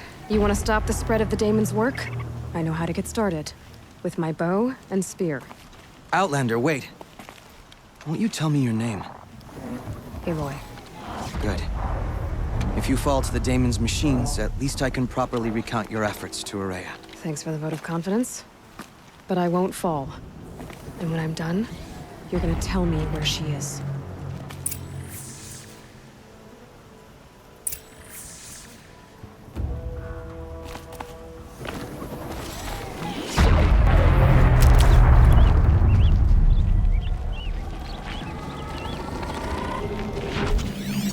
I can kill the machines.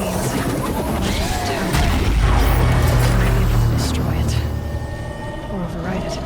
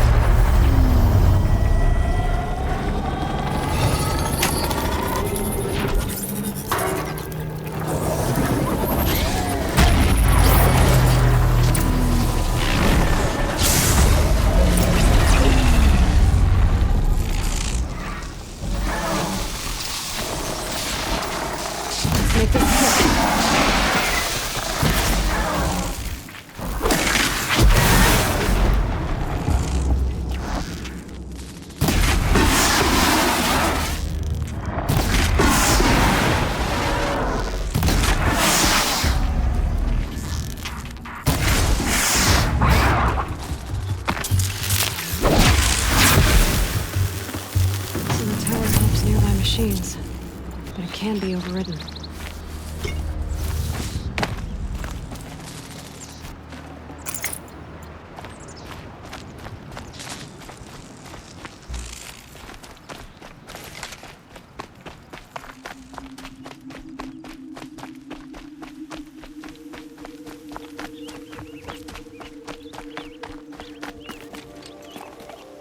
Seems I can take care of the machines and towers.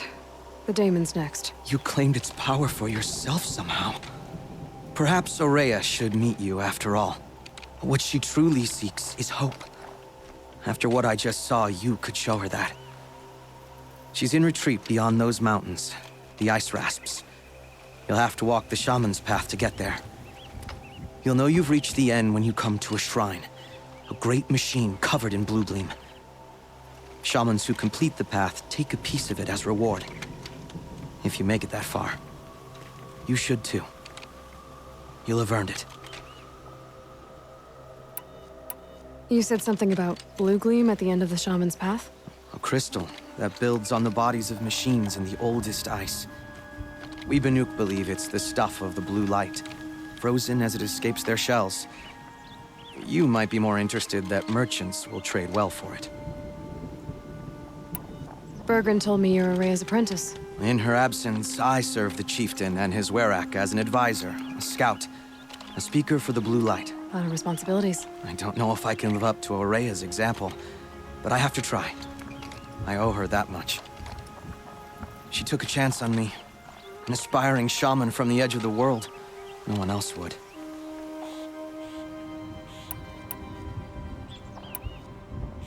Were you with Aurea when they attacked the mountain? I wish I had been, even with all that happened. I'm no warrior, though, so she bid me wait. When Aurea and the chieftain returned, I saw them argue bitterly. I don't know what about exactly. Then she came to me, gave me my task, and left us. How do I cross this shaman's path? Go to the ice rasps. Then follow the markers through the ice caves and the waterfalls, and make the climb to the shrine. But be careful.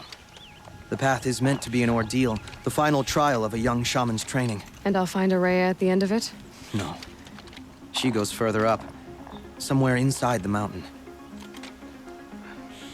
If you see her, would you tell her, I have faith she will hear the voice again.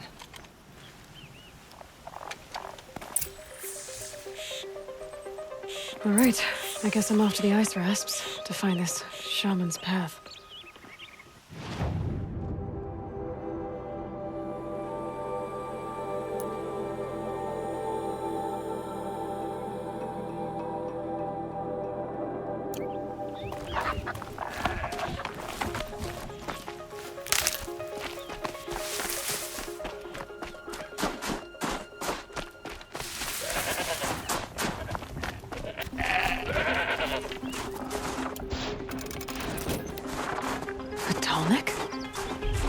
What did it take to knock one of those over? They're built to last.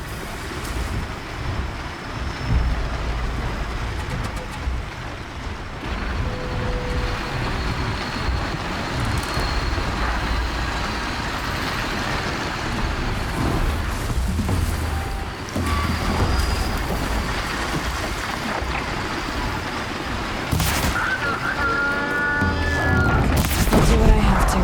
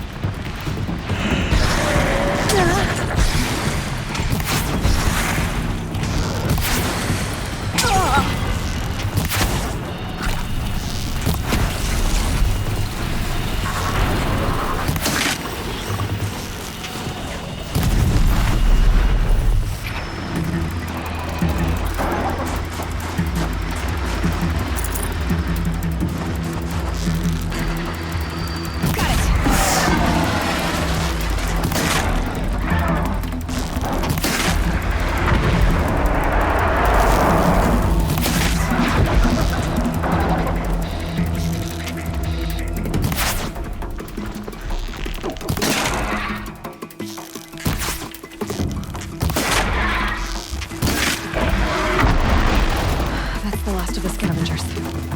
Should scan the tall neck. See how deep the damage goes.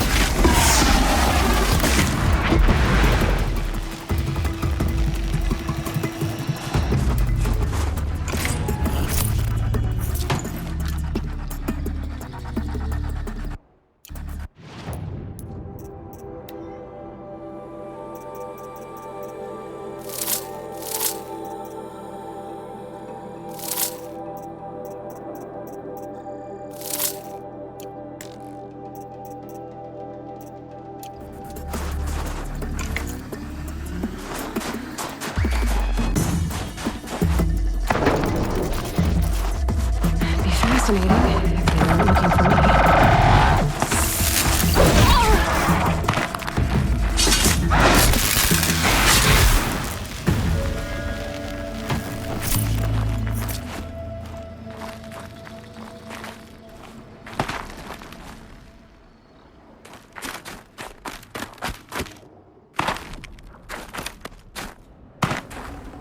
No space.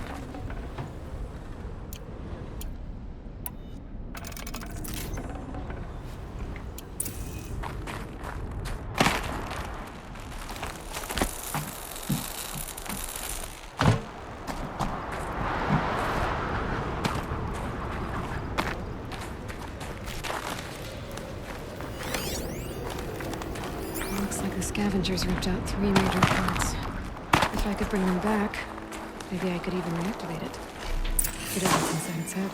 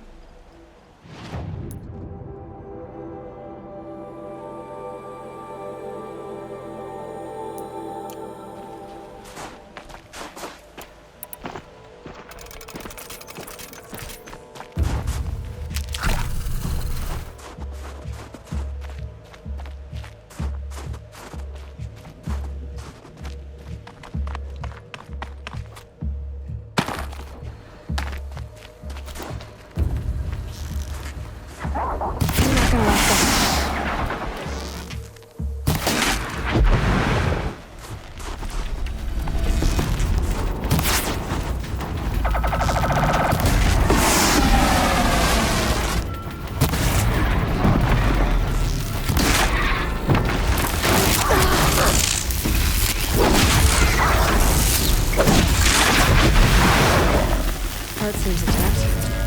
Tallnecks are real tough.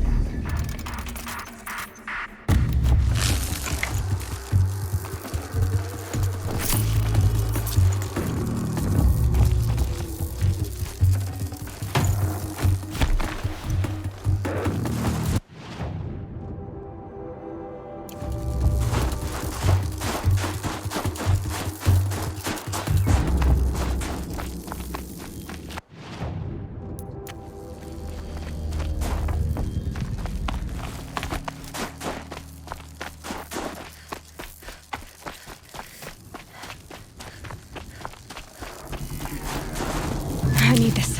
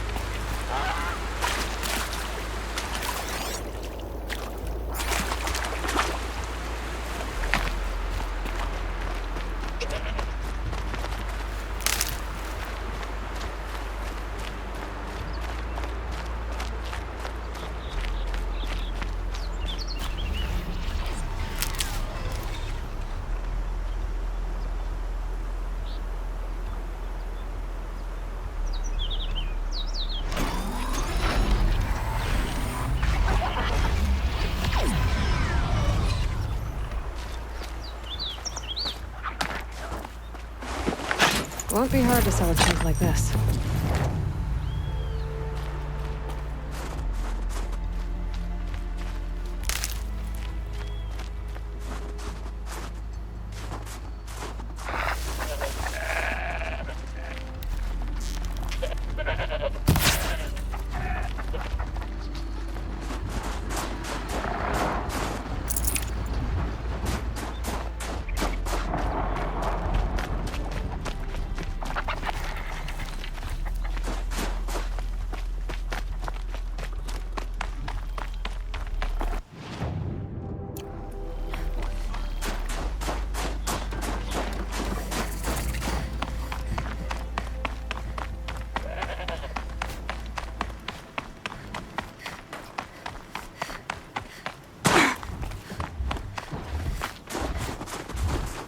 Uh-oh, spotted.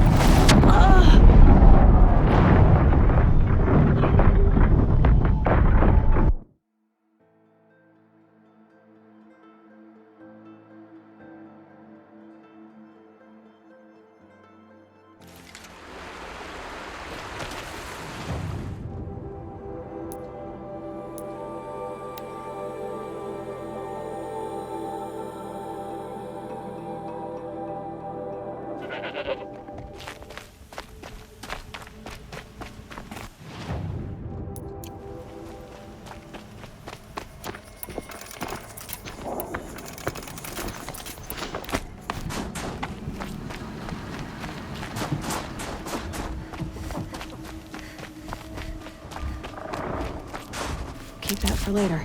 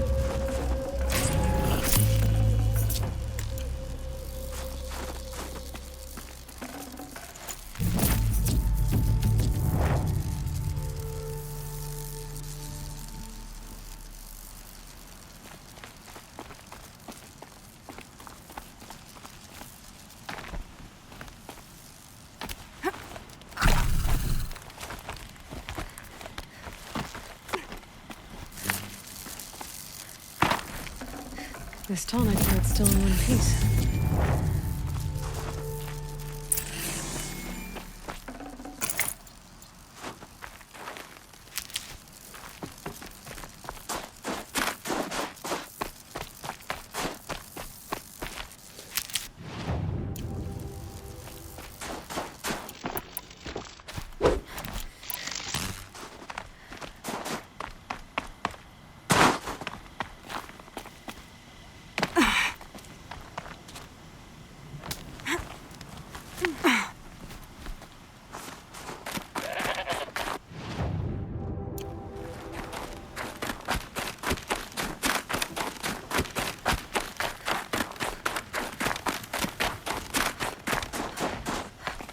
Handy.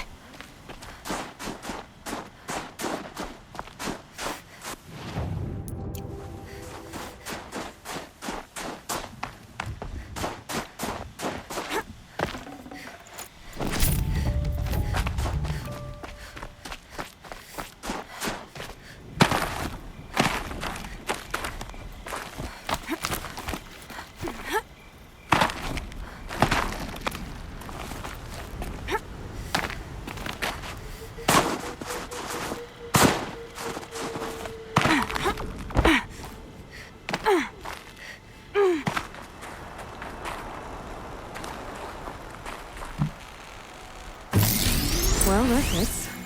Sure hope it works.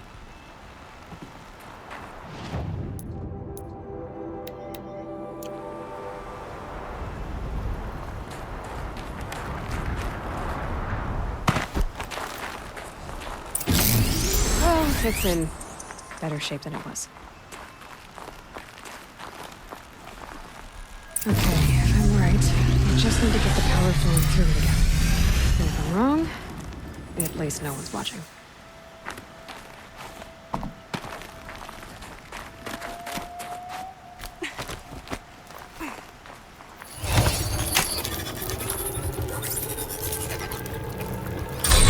That should wake you up.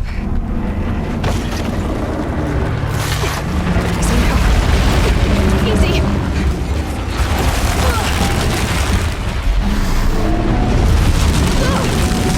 Right, it's never easy.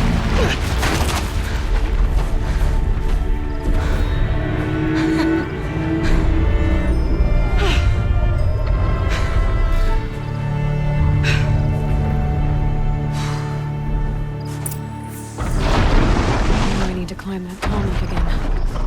I'll need to find higher ground.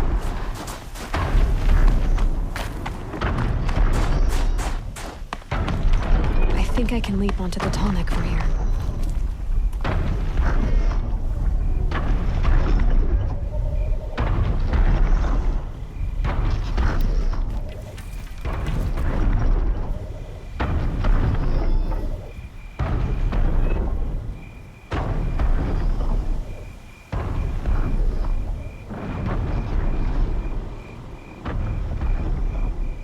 Can my focus show me anything?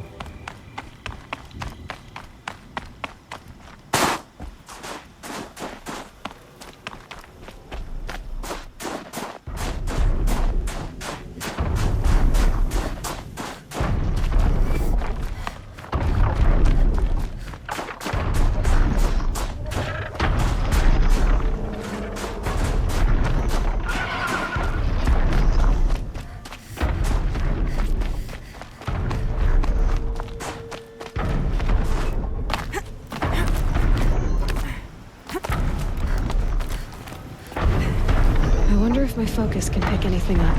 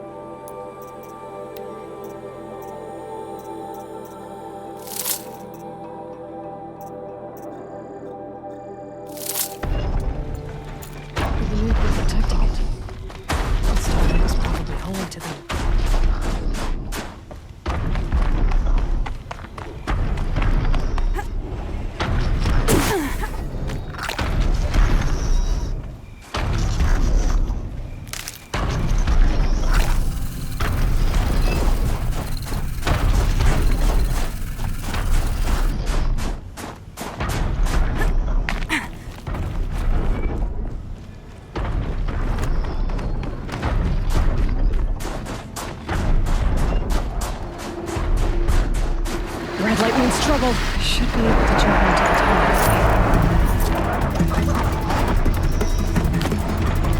Oh, I just have to reach its head.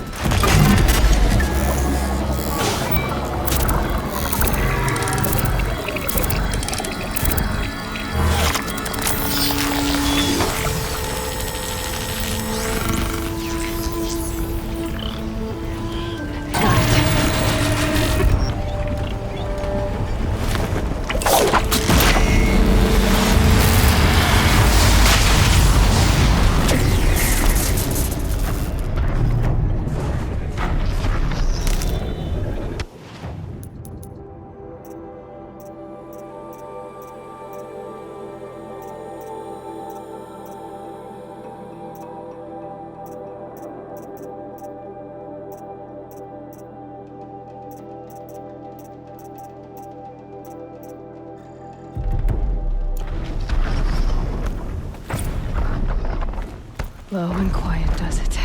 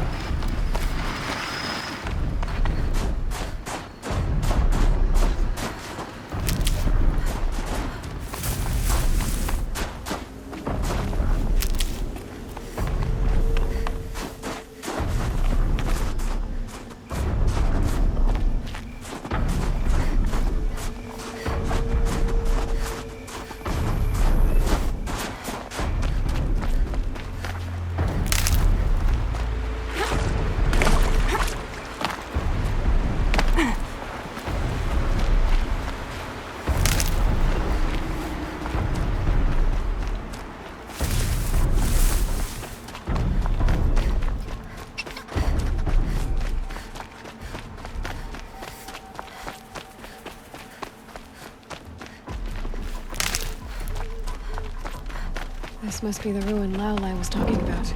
Deep in. Flooded too, like she said. Snapper's. Probably came from somewhere upriver. Follow the river, find its source. Seems simple enough. Must be the entrance to this den.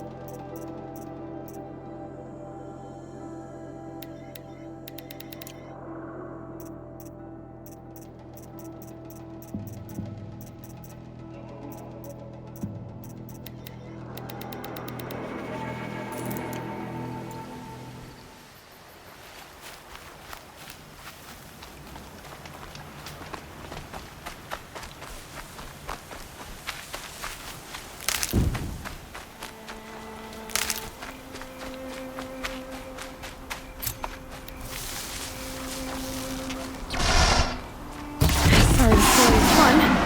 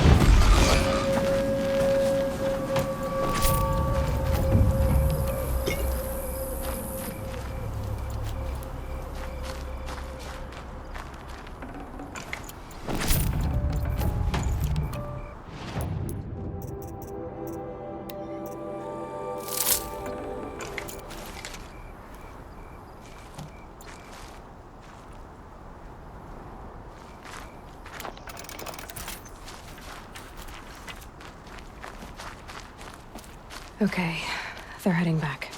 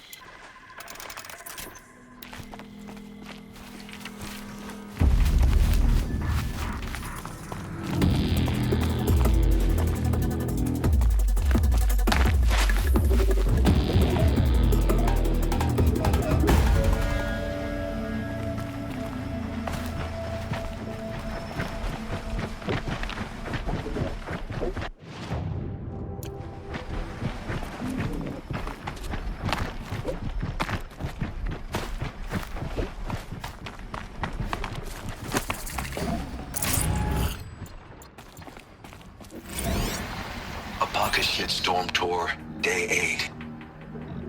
Holy crap. That glitched out lifter that crushed your arm and clavicle. Back before you met Wyatt. That was in a mine back beyond these falls. Oh, what a punk I was.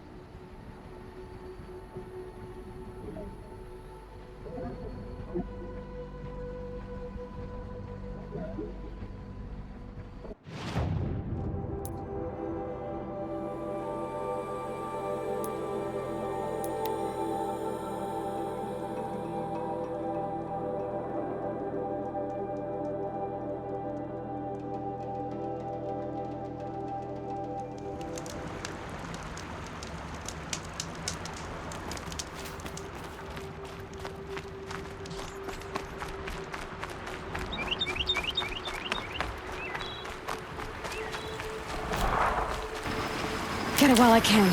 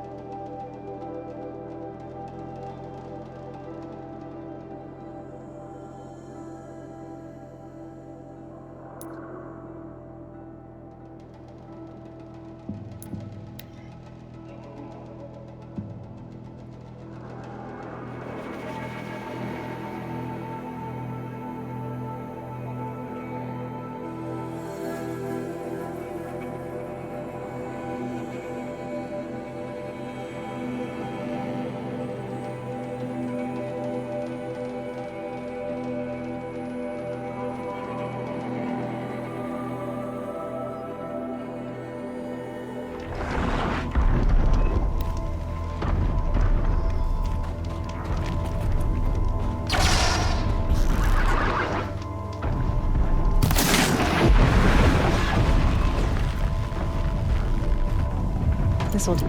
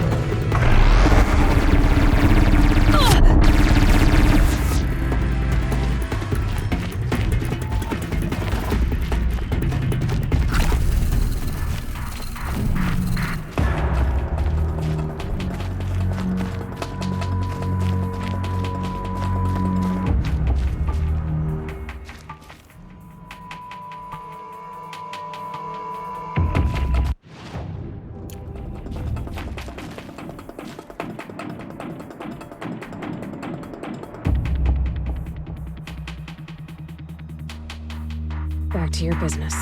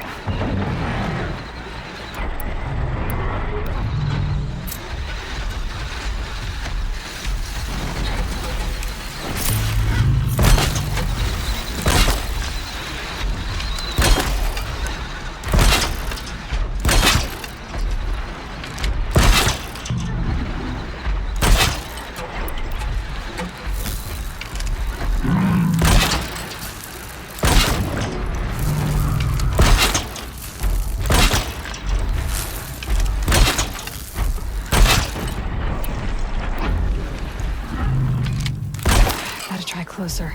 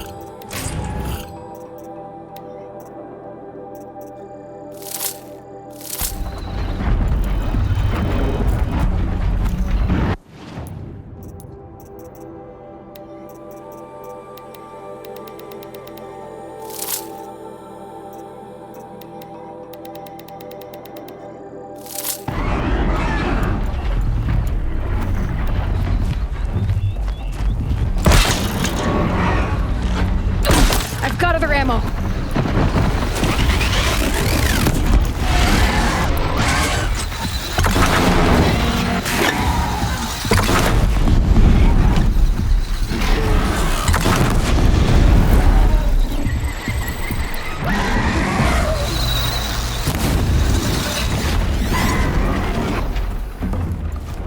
Now they're hunting me.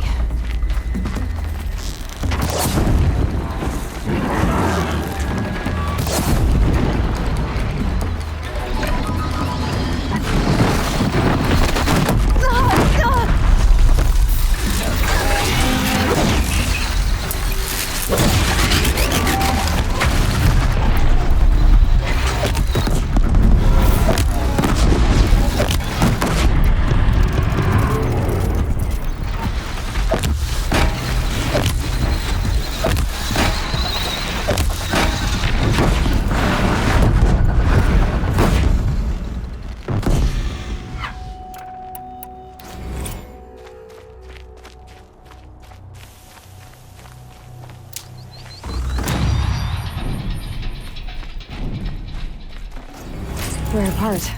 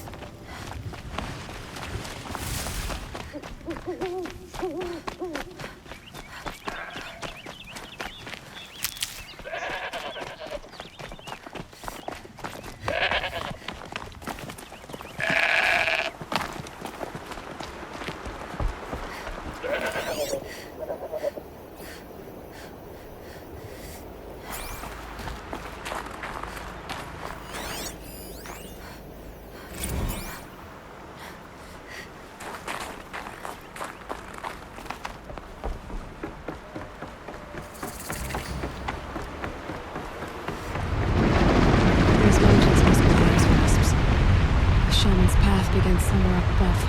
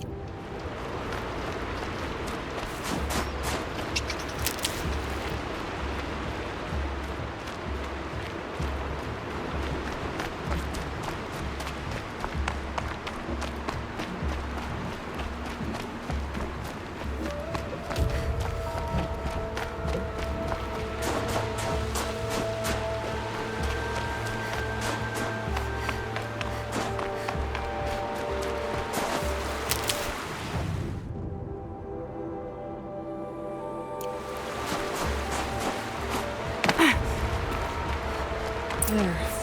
That must be where the water's coming from. Looks like something the old ones built.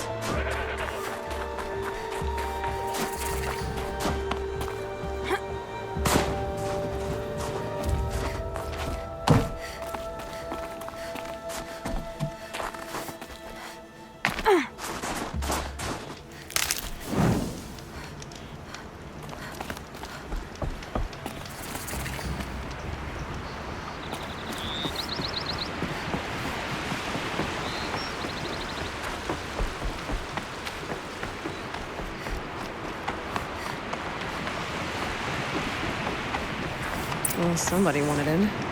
Nearly blew this entire ledge off just to get through the door.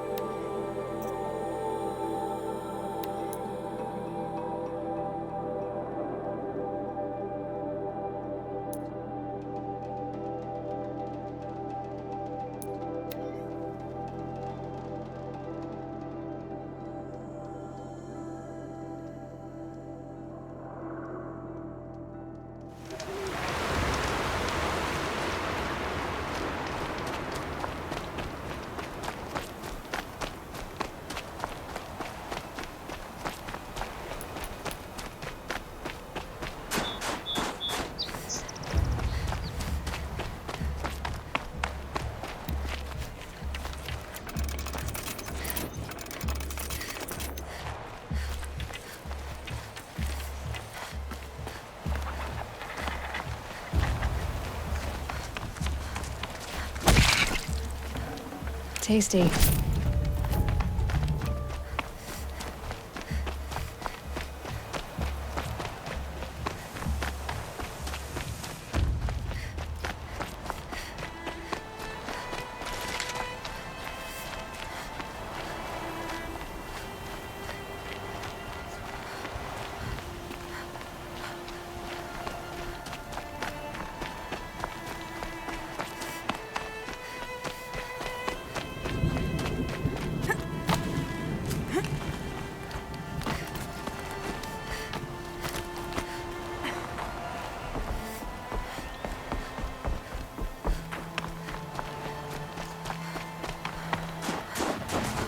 Need them soon enough.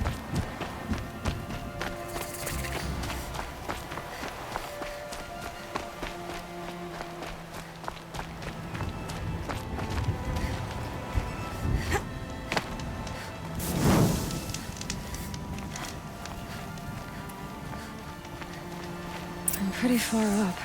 The shaman's path must be around here somewhere. This must be one of the markers Naltuk told me about.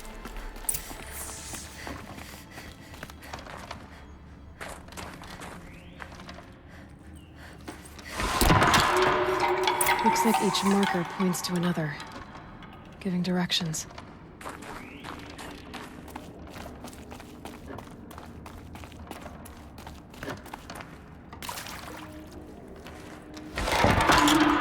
Guess I'm heading deeper into the cold, creepy ice cave.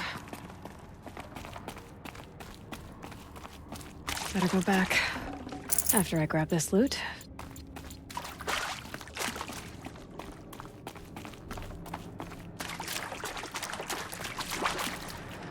What's this chime for?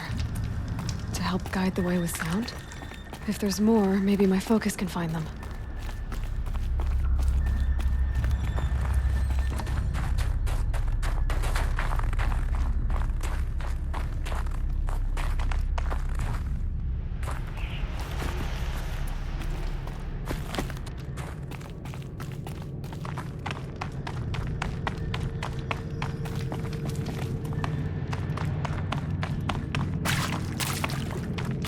Another marker.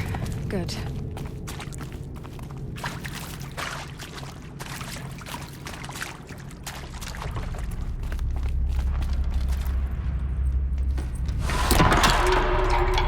Okay, that way then.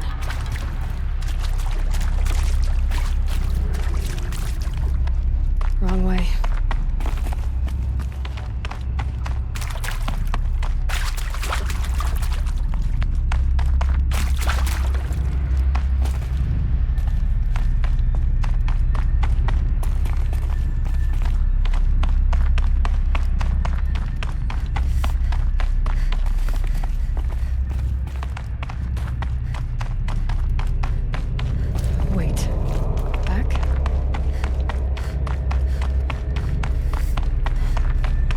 Chime.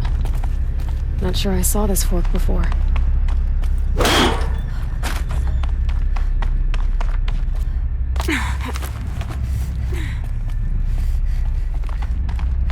Not this way. But then, where?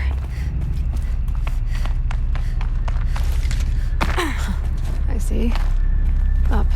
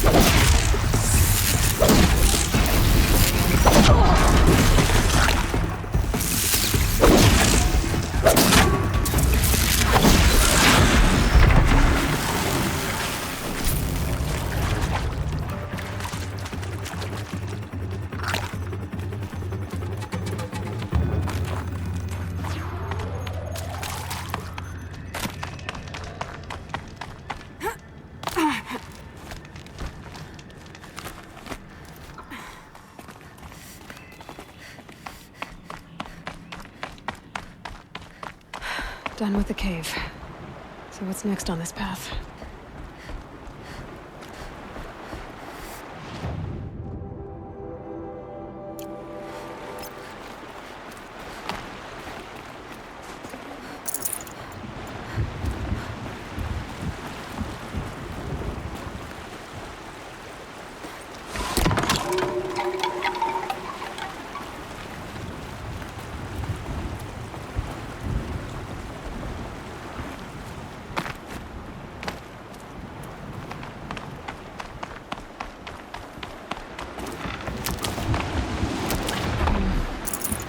bridge work. Looks like it needs to fill up with water before I can cross. Yep, focus can pick up the chimes. Should help me find my way.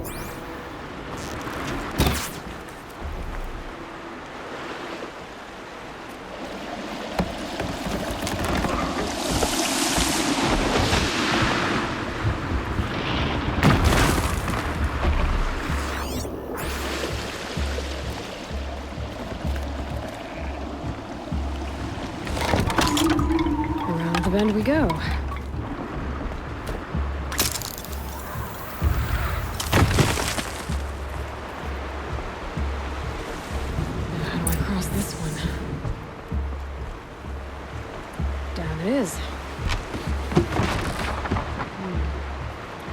Down, then up.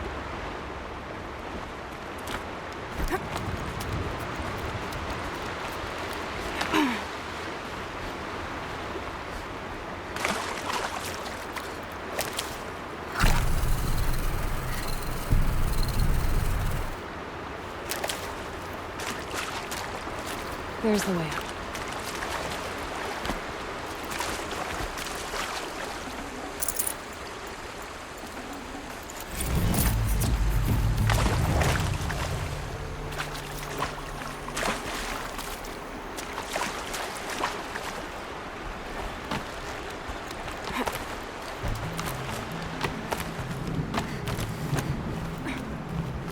I need to pull the rope to move this thing into position. Okay, the bridge is filling up.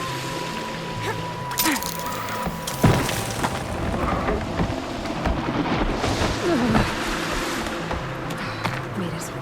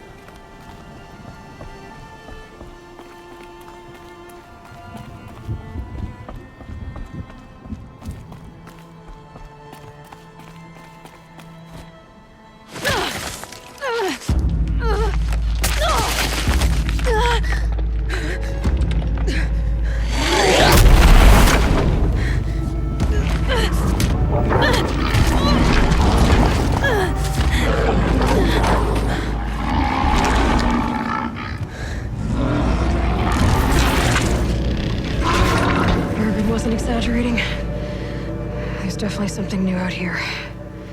And I don't think it's friendly.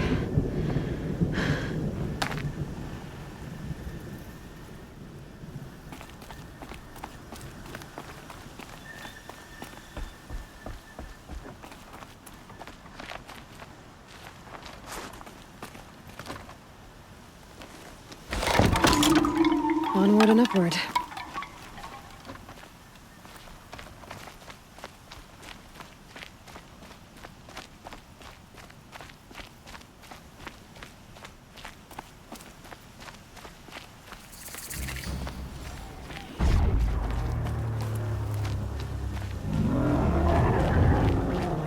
That.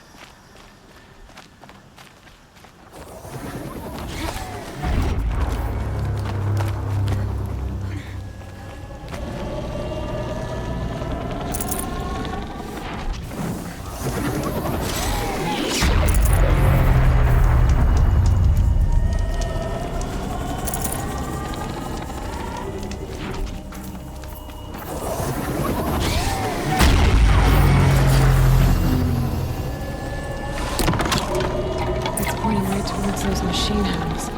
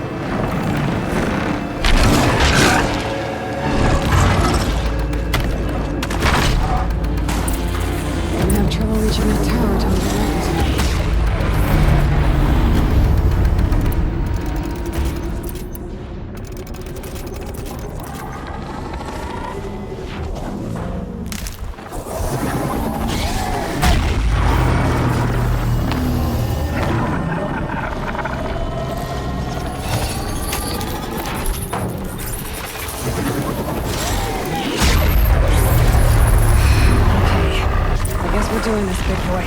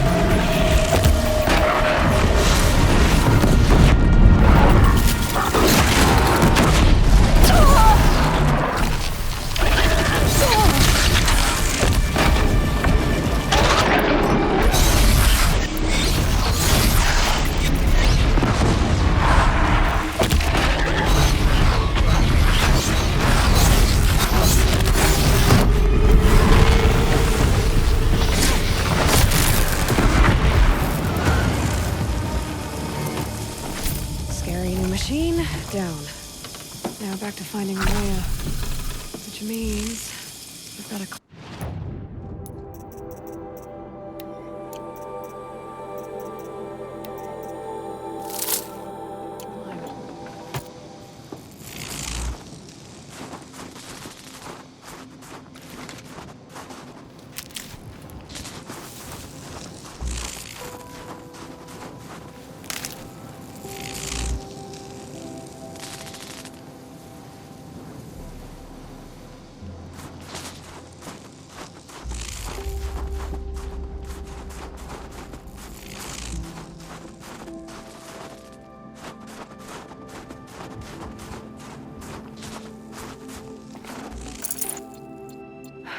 Summer sun.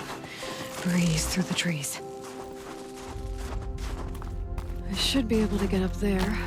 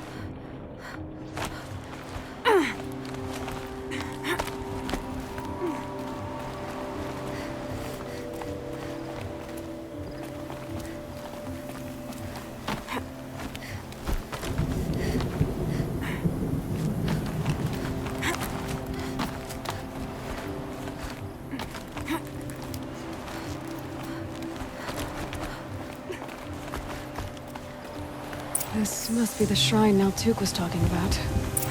Guess I should take some blue gleam. Sparkles. I can see why it's worth it.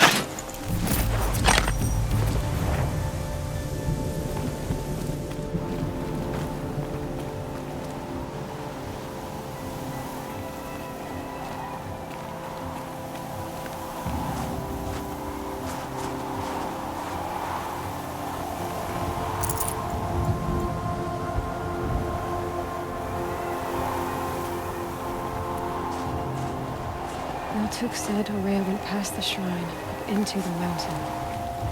I'd better take those stairs.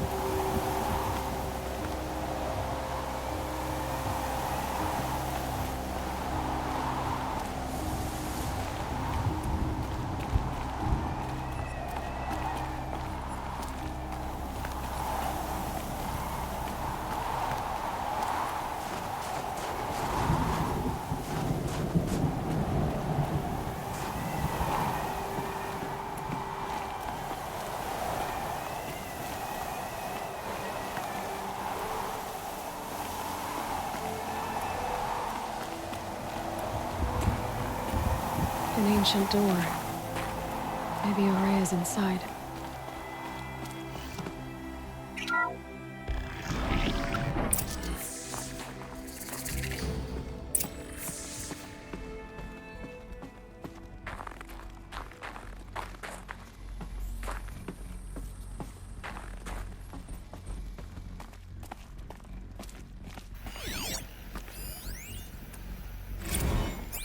March 10th, 2046.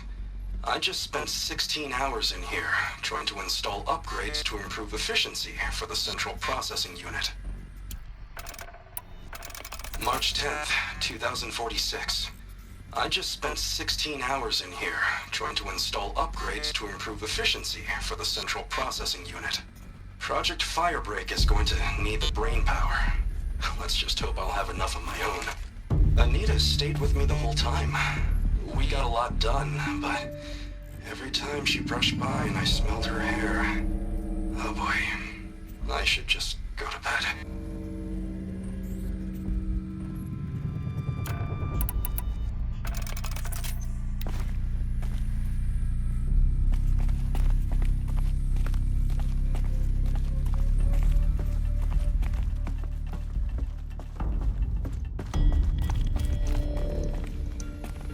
Lots of strange equipment.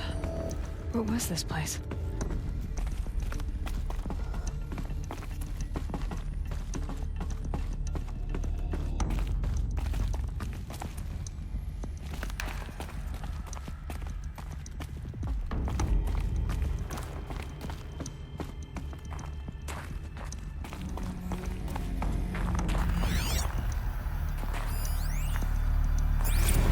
This is Director of Security Blevins resending the emergency supply order. Try reading it this time, okay? You weasels don't want me calling my people in SLC.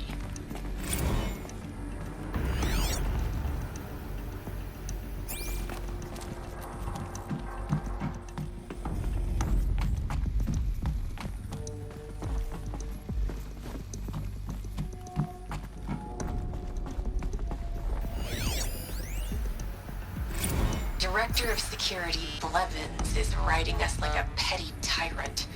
I can't even sneeze without triggering his control issues.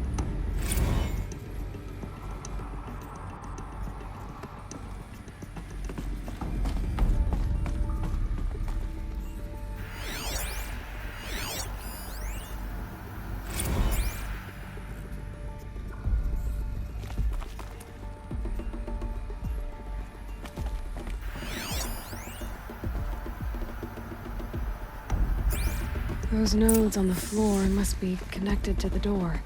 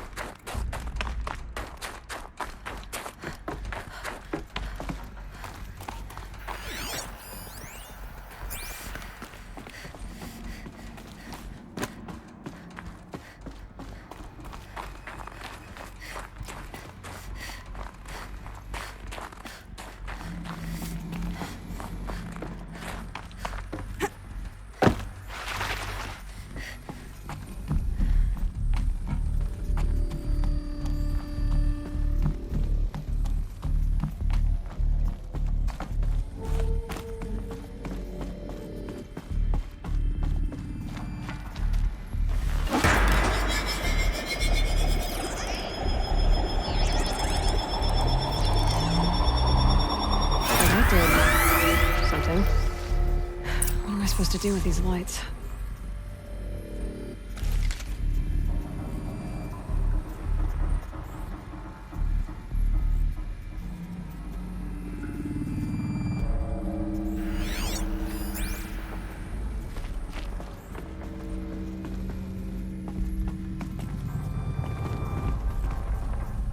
These things turn, changing the flow of light.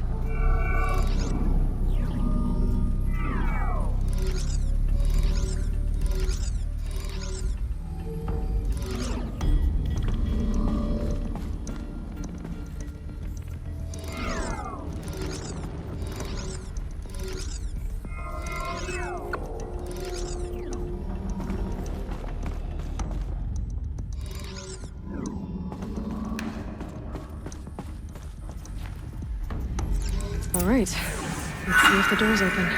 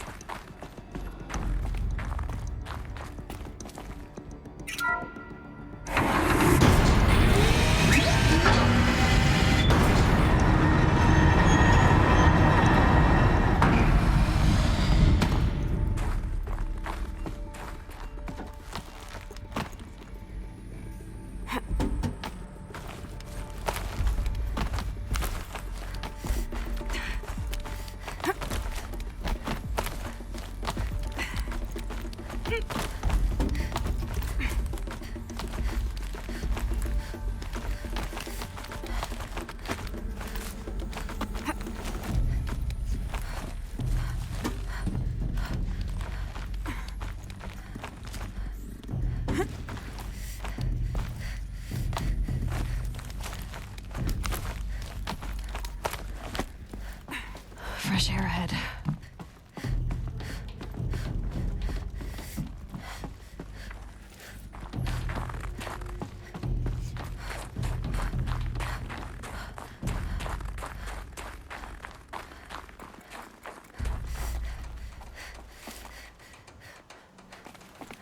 Out again. Maybe I can get back inside through that structure over there.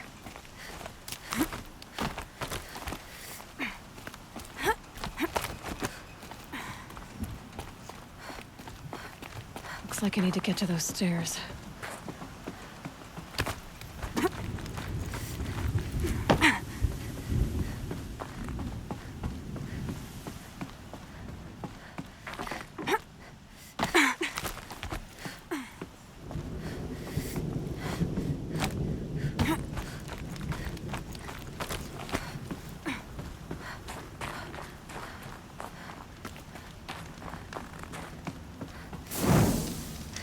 I can't feel much of anything in this.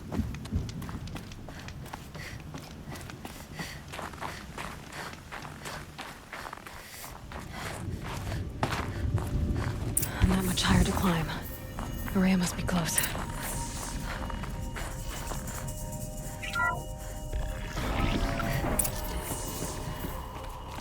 She has to be in here somewhere.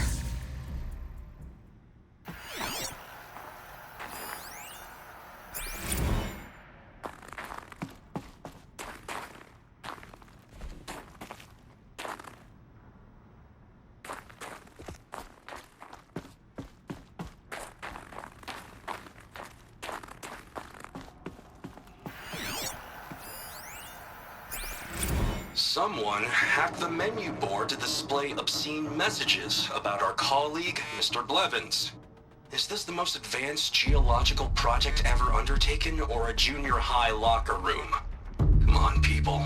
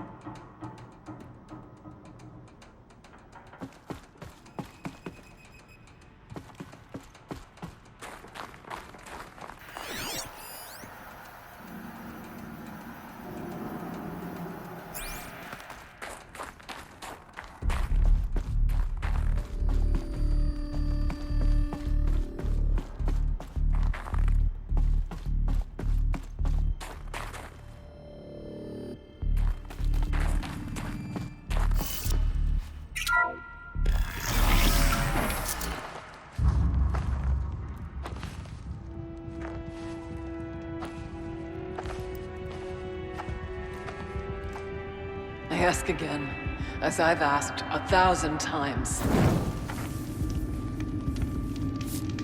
Speak to me.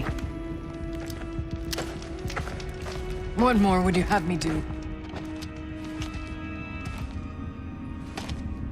Is there no prayer that will reach you? No mark that will break your bonds? Ah! I can't help you if you won't speak. A whisper is all I ask. To guide me.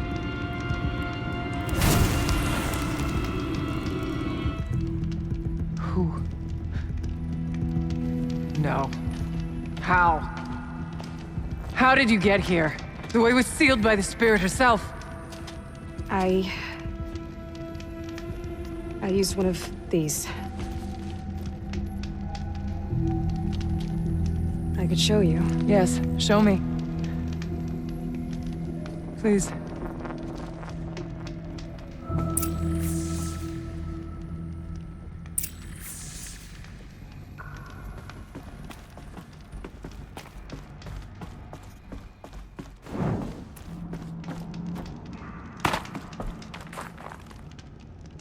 This animal figurine. The shape looks familiar. Kenny and I don't need to fight about the laundry, so instead we fight about incommensurability and restrictions on machine intelligence.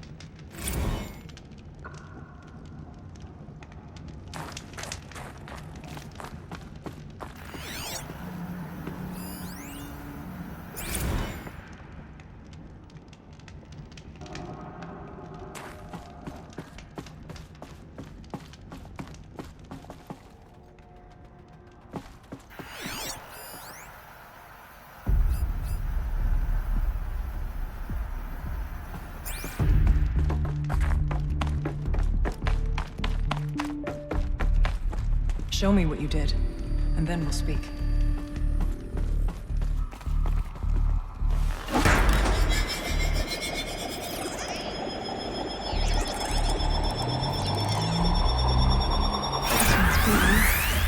But I'll bet the goal's the same. Get the light back to the source.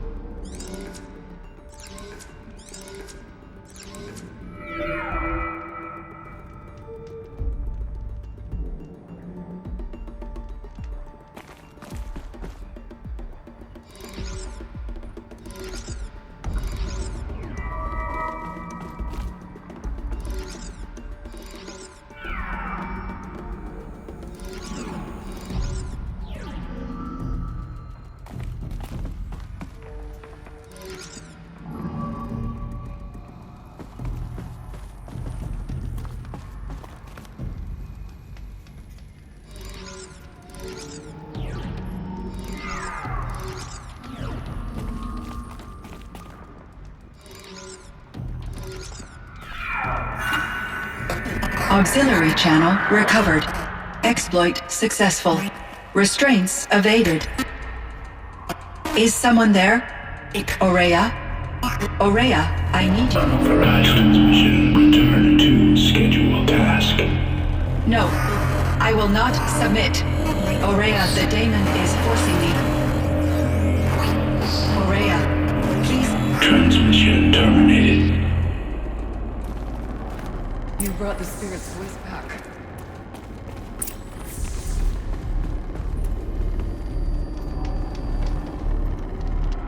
You heard it. The voice of the spirit calling to me from the heights of Thunder's drum. She was able to throw off the bonds of the daemon for a moment. Because of what you did. Who are you? And what do you want? I'm Aloy. Naltuk sent me. He thought that you could use my help. He was not mistaken. You've been a revelation. Now I know for certain that the spirit endures. Perhaps together we can find a way to set her free. Let's not get ahead of ourselves.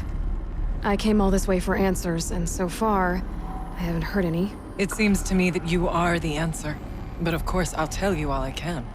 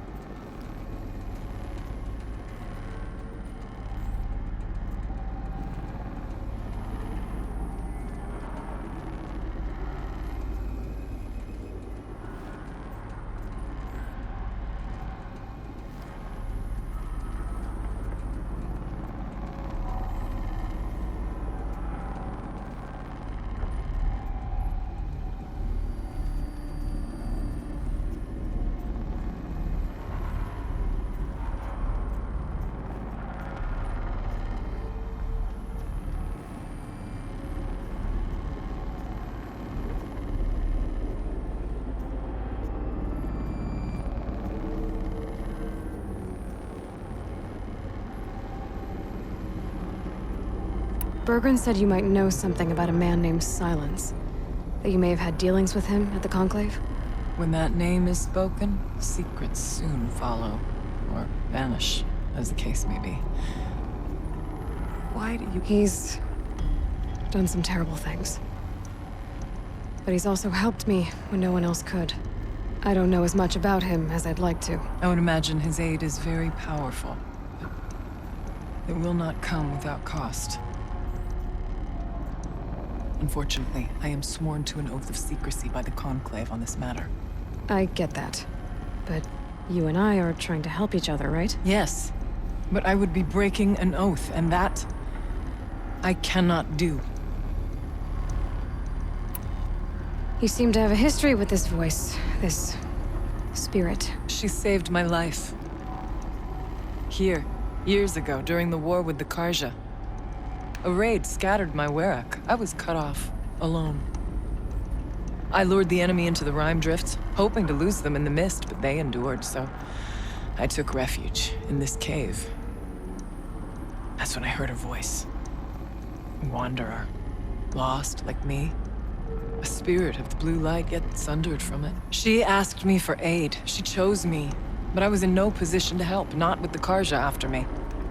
So she helped me first. By closing a door on the mountain below, one you must have opened to get here. Locked by means similar to those found in this room. It kept the Karja from reaching me. Safe from them. I was able to do as she asked. About Silence? I've told you all I can. There's nothing more I can say. What did the spirit want from you? She said she was... hurt. Incomplete. She needed bones. Parts not unlike what you'd find in a machine. They were here, in this room. She wanted me to bring them to Thunder's Drum. So I did, and she showed me how to heal her. So began our communion. You had a communion with the spirit? Yes. Inside Thunder's Drum is a room like this one, only larger, with an altar. I went there many times to speak with her. What did she say? She told me she was lost and needed my help. She asked questions about our lands, our tribe, and she listened. With patience, with wisdom. I told her things long kept silent about my family, my dreams, my fears. She never tired of me, never judged. We kept each other's company. Aurea, what do you think the spirit is? I see. You are not Banuk, and our songs are not familiar to you. You do not know of the blue light. That which struggles to survive in our hearts and animates the machines. The essence of life, and in its purest form. Harmony. As the anger of the machines grows, this light has faded from the world. And the spirits it sustains are stranded. That's what she is. A lost soul, cut off from what it needs. Lonely, forsaken. I must help her. We must. I'm not sure if I understand. But I want to. That's all I need.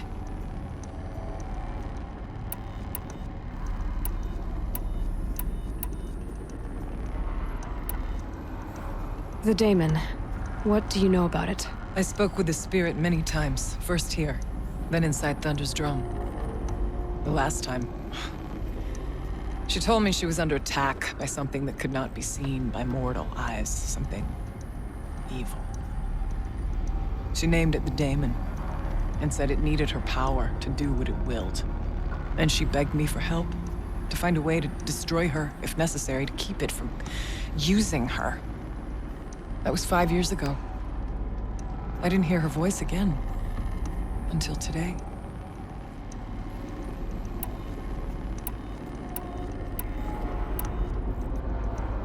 What kept you from the spirit, after it begged for help? I went to Artok, hoping he could protect her.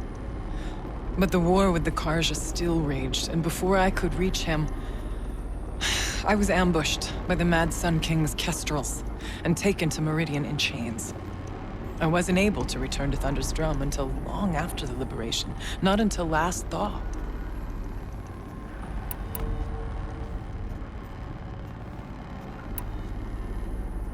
You said you returned to Thunder's Drum.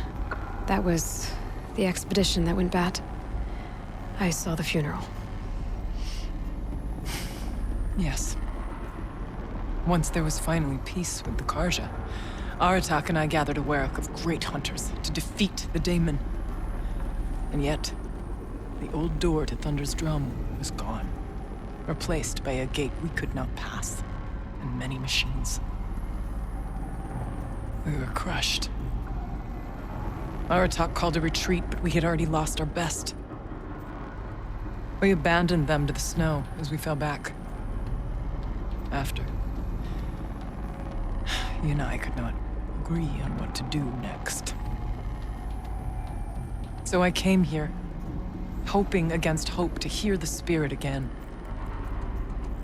And because of you, I did. Let's see if I've got this straight. We heard two voices. One you call the spirit, captured somehow by the one you call a daemon. Whatever this daemon is, it's related to the machines and why they've become more dangerous. I want to know how. Both the spirit and the daemon are on a mountain, Thunder's Drum. So why don't we go there and figure out what it all means? We can't. Thunder's Drum is dangerous, more than you can imagine. The daemon has secured it. Besides, Aratak won't let us go. As chieftain, he controls the pass to the mountain, and he can't be reasoned with. Sounds like you need a new chieftain. Ha! There's an idea that's certain to win us friends. Huh. You said you were a hunter. And I'll wager you're not an ordinary one. It's not impossible, even for an outlander. An Aratak couldn't refuse the challenge if you were known among the Werak. Wait, me? Challenge Aratak? I don't want to be chieftain of anything, much less a bunch of Banuk that don't want me. But you want to go to Thunder's Drum, don't you? You heard the spirit. She is suffering, tormented by the daemon. She longs to be free.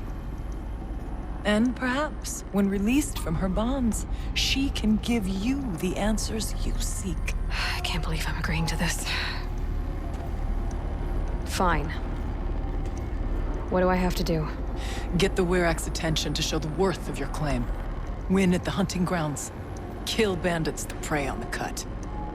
Or speak to my friend Sakuli.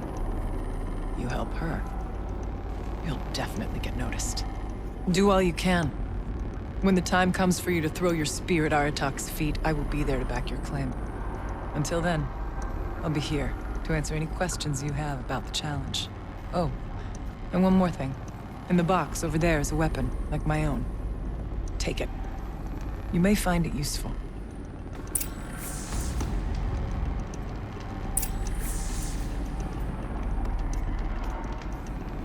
Aloy. I did something that will help get the attention of the Werak. I got the tall neck near the frost figures moving again. That's good to hear. I'm sure the Werak will be talking. Now, you need to do something else to convince them of your claim. How's Aratak gonna react to being challenged by an outlander? About as well as you'd expect. But let me handle that. Winning at the hunting grounds will impress the Werak? All Banuk strive to be the best. For our harsh lands will bury pretenders in the ice. And so the hunting grounds and the snow chance is a great boon. A place to hone our spears and sharpen our aim. Tell Lovuk, the keeper there, that I sent you. If you best the mark of one of the champions she trained, it will impress the Werak indeed. You said I should try to help the Werak by taking out bandits. Yes. They don't dare taunt the great Weraks of Banor to the north. But the cut is easier prey. A rogue Oseram has equipped a gang in the Plumelands with strange new gear. Just the kind of thing you seem to make sense of. You mentioned your friend, Sakuli. Who is she? A rock painter. One who makes my own scrawling seem meager. Find her in Song's Edge and help her gather the materials she needs. Her work will no doubt stand the test of time, and any aid you give her will be remembered. I need to get going. There is much to be done.